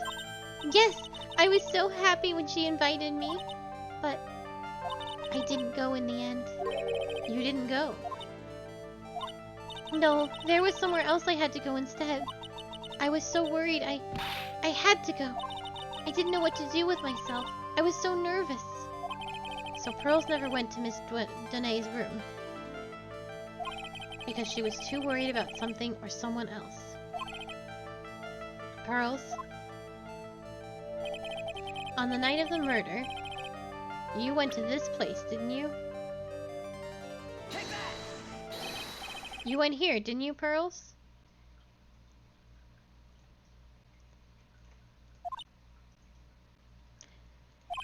Looks like she's still not going to open up to me.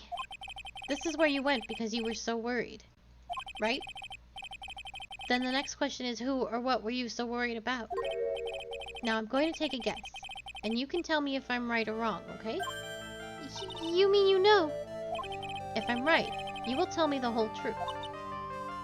Okay. You went to this place for one very simple reason.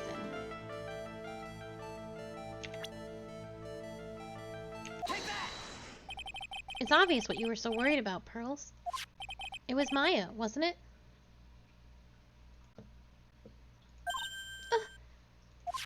You knew the training Maya was undertaking was dangerous.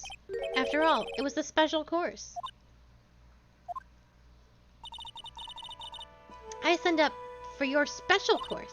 Well, my. Quite brave of you considering how cold it is. Young people can be so reckless with their health. Don't blame me if you if you become one with those you channel. Sister Bikini scared you with what she said, didn't she? And because it was you who introduced Hazakura Temple to Maya in the first place, you felt responsible, didn't you? Thinking about what could happen to Mystic Maya made me more and more worried. I couldn't sit still at all. That's why I decided to go and find out how she was doing at the inner temple. Then we're clear now that you went to the inner temple that night, Pearls. What's not clear is what happened after that. About what time was it when you headed over to the inner temple? It was probably around 9:30 when I left the main hall. I heard the real training was supposed to start at 10. I wanted to get there before it started, but there was so much snow, so I didn't get there until after 10 o'clock. Until after 10? How did you know what time it was? Because I heard the bell ring for lights out. She heard the lights out bell. The Hazakura Temple's bell's pretty small though, isn't it? You must have been really good hearing. I was really trying to pick up the sound of that bell, that's all. I didn't want to miss it. That would be terrible. She was trying to hear the bell. Tell me, Pearls, why were you so worried about hearing that bell? Huh? Oh, I think I know why. The reason you were so worried about that bell was because of this. Ooh, that I don't know. Oh shit. No, that's not what I meant. God damn it. Take that! Alright, that was my bad. Yes. Yes. Yep.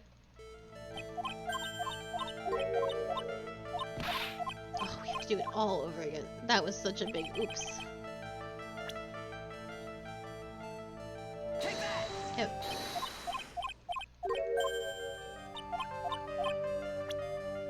Okay, profiles. Take that! Worry about Maya. Yep. Break the lock.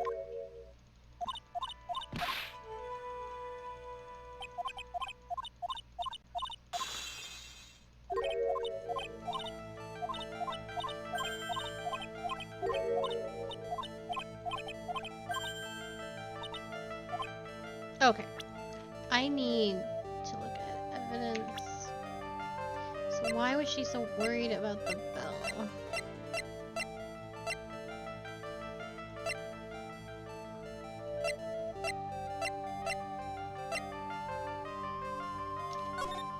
Be careful. As soon as you hear the lights out bell, you must channel her spirit. Leave everything up to her. Her name is Shinazar. Here's a picture of her. Use it when you channel her. I know you can do it. Once this is burn this letter.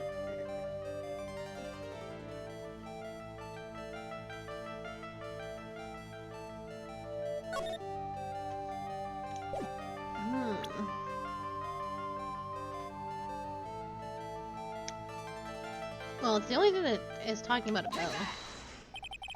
You were given some instructions to follow that night, weren't you? I presume you recognize these pieces of paper. Ah! Where did you... In the incinerator, at the inner temple. Pearls? You were following the instructions in this letter that night, weren't you?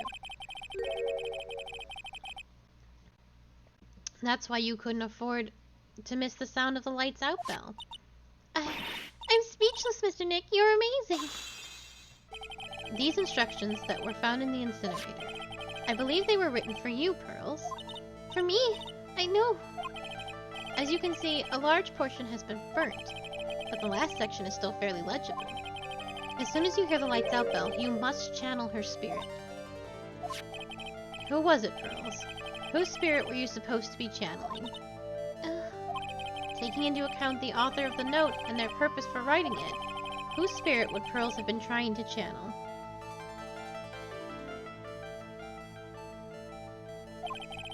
Don't overthink it, Phoenix. It's pretty obvious who Pearls was supposed to channel. The person you were supposed to be channeling that night is...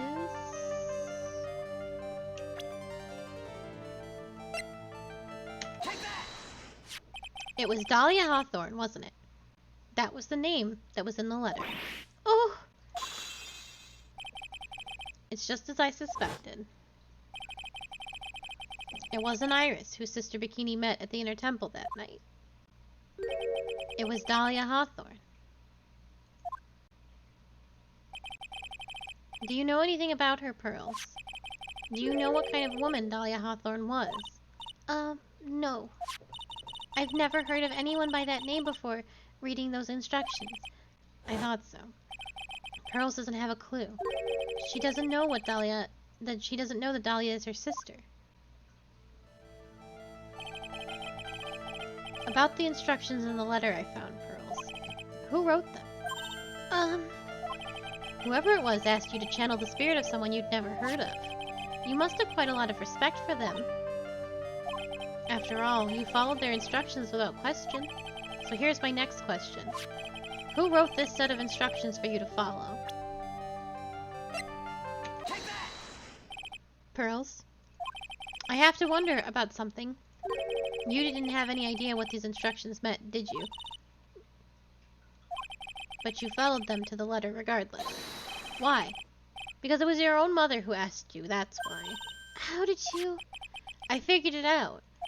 The person who wrote you this letter was your own mother, Morgan Fay. Alright, Pearls. It's time you started telling me the truth.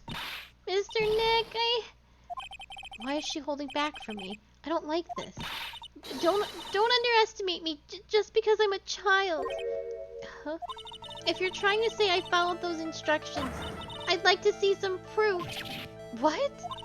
Because I don't think you have any. Ugh. She'd say anything rather than admit to carrying out those instructions. I guess I'll have to produce some more evidence then. One more thing should do it. Alright, Pearls. We both know someone carried out these instructions on the night of the murder. But you're right. There's no evidence that proves it was you. I knew it. However, I do know that whoever did it was a child. Huh? How do you know that? It couldn't have been an adult. No adult would have made a simple mistake like that. A simple mistake? What do you mean by that? I'm sure you thought you were careful following the instructions you've been given. But but you misunderstood some of the words, and this is the evidence that proves it.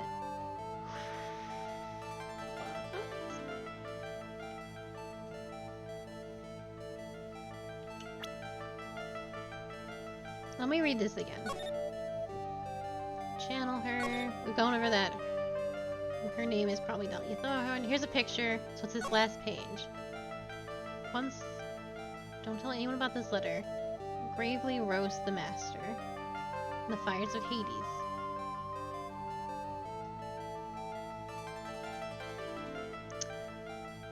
Oh...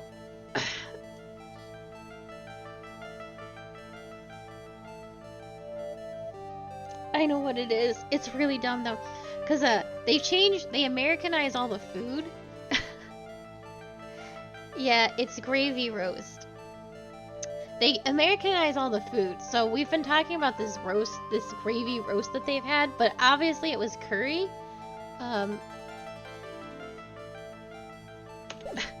But it's the gravy roast.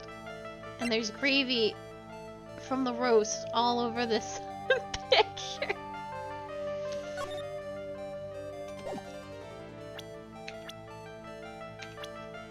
Hitting all the wrong buttons. It was you who splattered gravy on this hanging scroll, wasn't it? What? Why would I do something like that? Do you remember what was written in that letter? Gravely roast the masters in the fires of Hades and bring our vengeance to fruition. But you didn't know how to read the words gravely and roast, among others, right? How do you know that? Remember the conversation you had with Miss, Dune on the night of the murder? Perhaps we can read some books together. Really? I'd love to. I'm not very good at reading. Well then, would you like to practice reading with me? Miss Elise, so for example, how do you read this? It says gravely. That's kind of a tough word. She showed Misty the murder letter. Sure, Miss Dwane taught you how to read gravely and roast, but what she didn't teach you is what they meant. Gravely sounded like gravy to me, and the only roast I could think of was the food. And that's why you did it. That's why you covered the picture of the master in gravy from that night's pot roast. To be honest, I did think it was a bit strange. I guess I really did get the wrong idea. Just a tiny bit. I really am useless. I couldn't even burn the letter properly as my mother had asked of me. Such a simple thing, and I couldn't even do it right.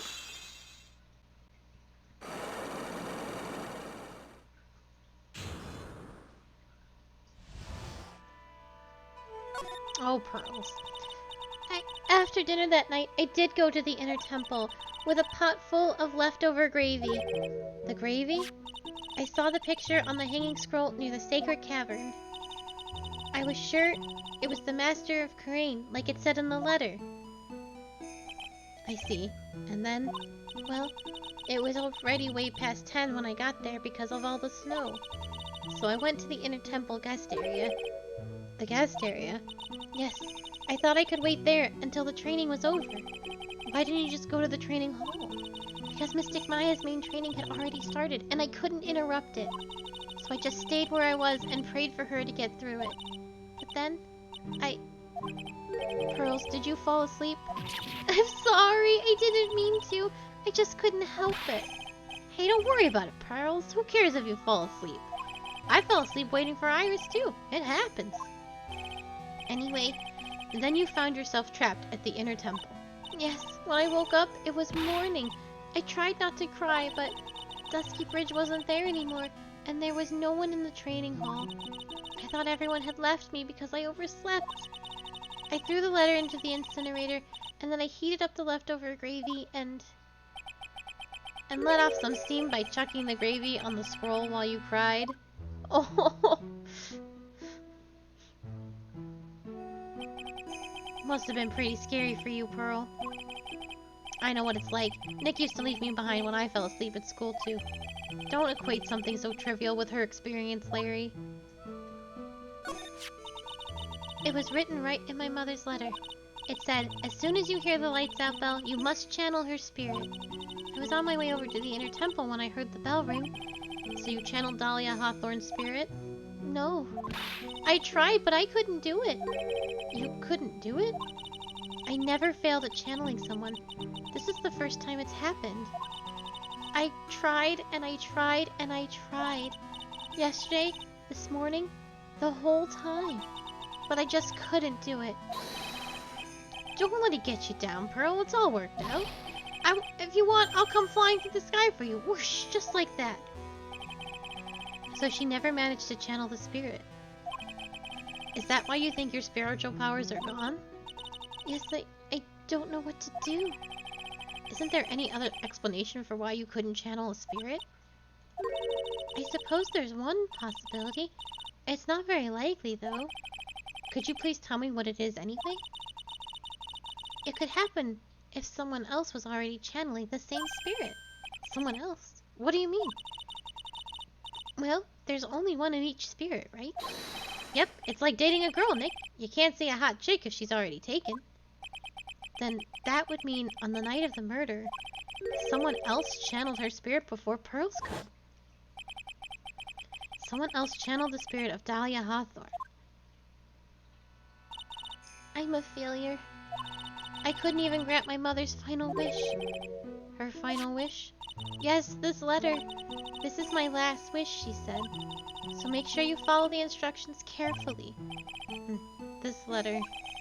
I definitely need to find out more about it. My mother has gone to a place called Penitentiary. Yeah, I know, Pearls. I visit her every month. And last month she told me... the time we've been waiting for has come, Pearl.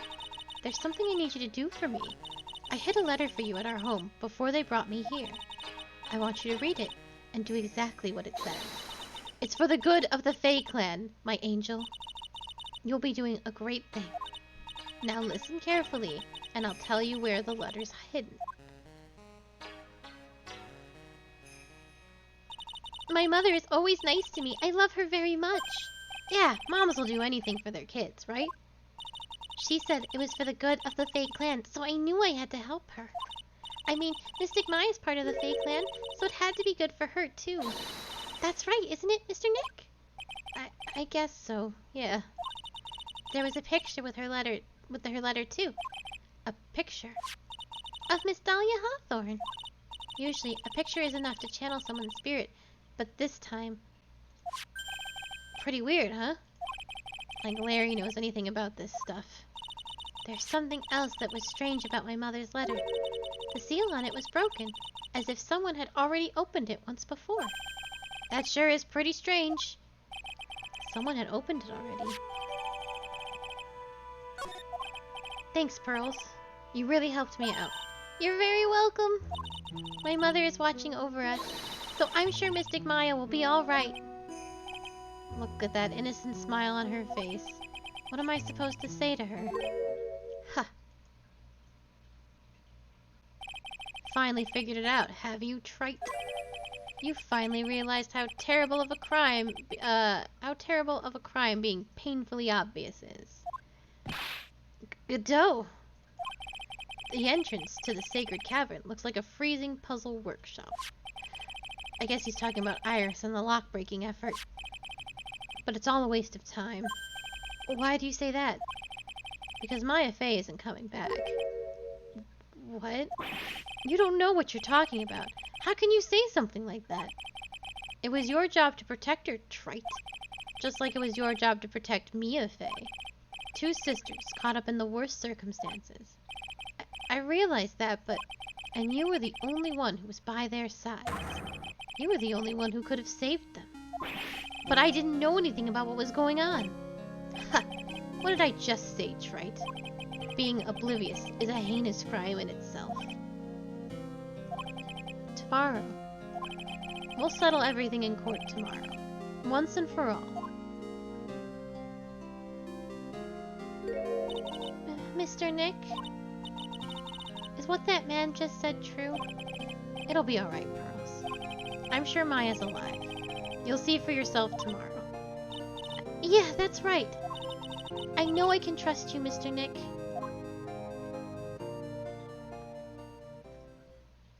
I have some theories, because we're just about done here. My dear Pearl, you've done so well, my child, my Pearl. It's better that you don't know what you've done. I knew this day would come, for you. The blood of the main family is no more. Now finally, after all this time, the Master's seat is yours. My last great wish. It seems I was just in time. So I have some theories.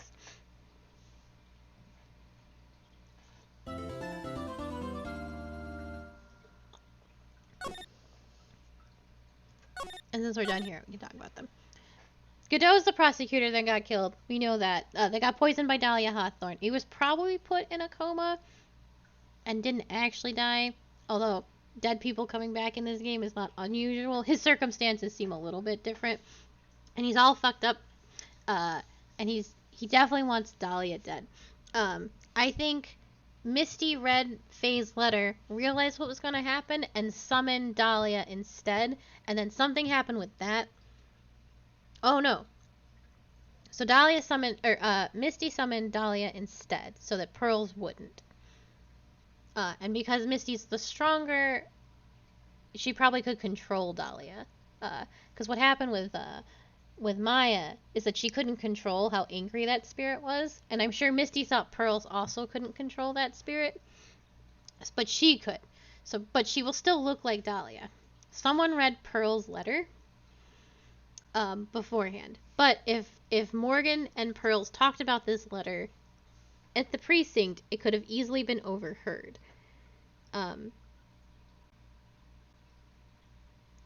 It's a little bit of a leap to think that Godot overheard it, but it's possible that he did. Then he goes to the Morgan home instead, finds the letter, realizes what's going to happen, goes there instead. Misty is currently looking like Dahlia.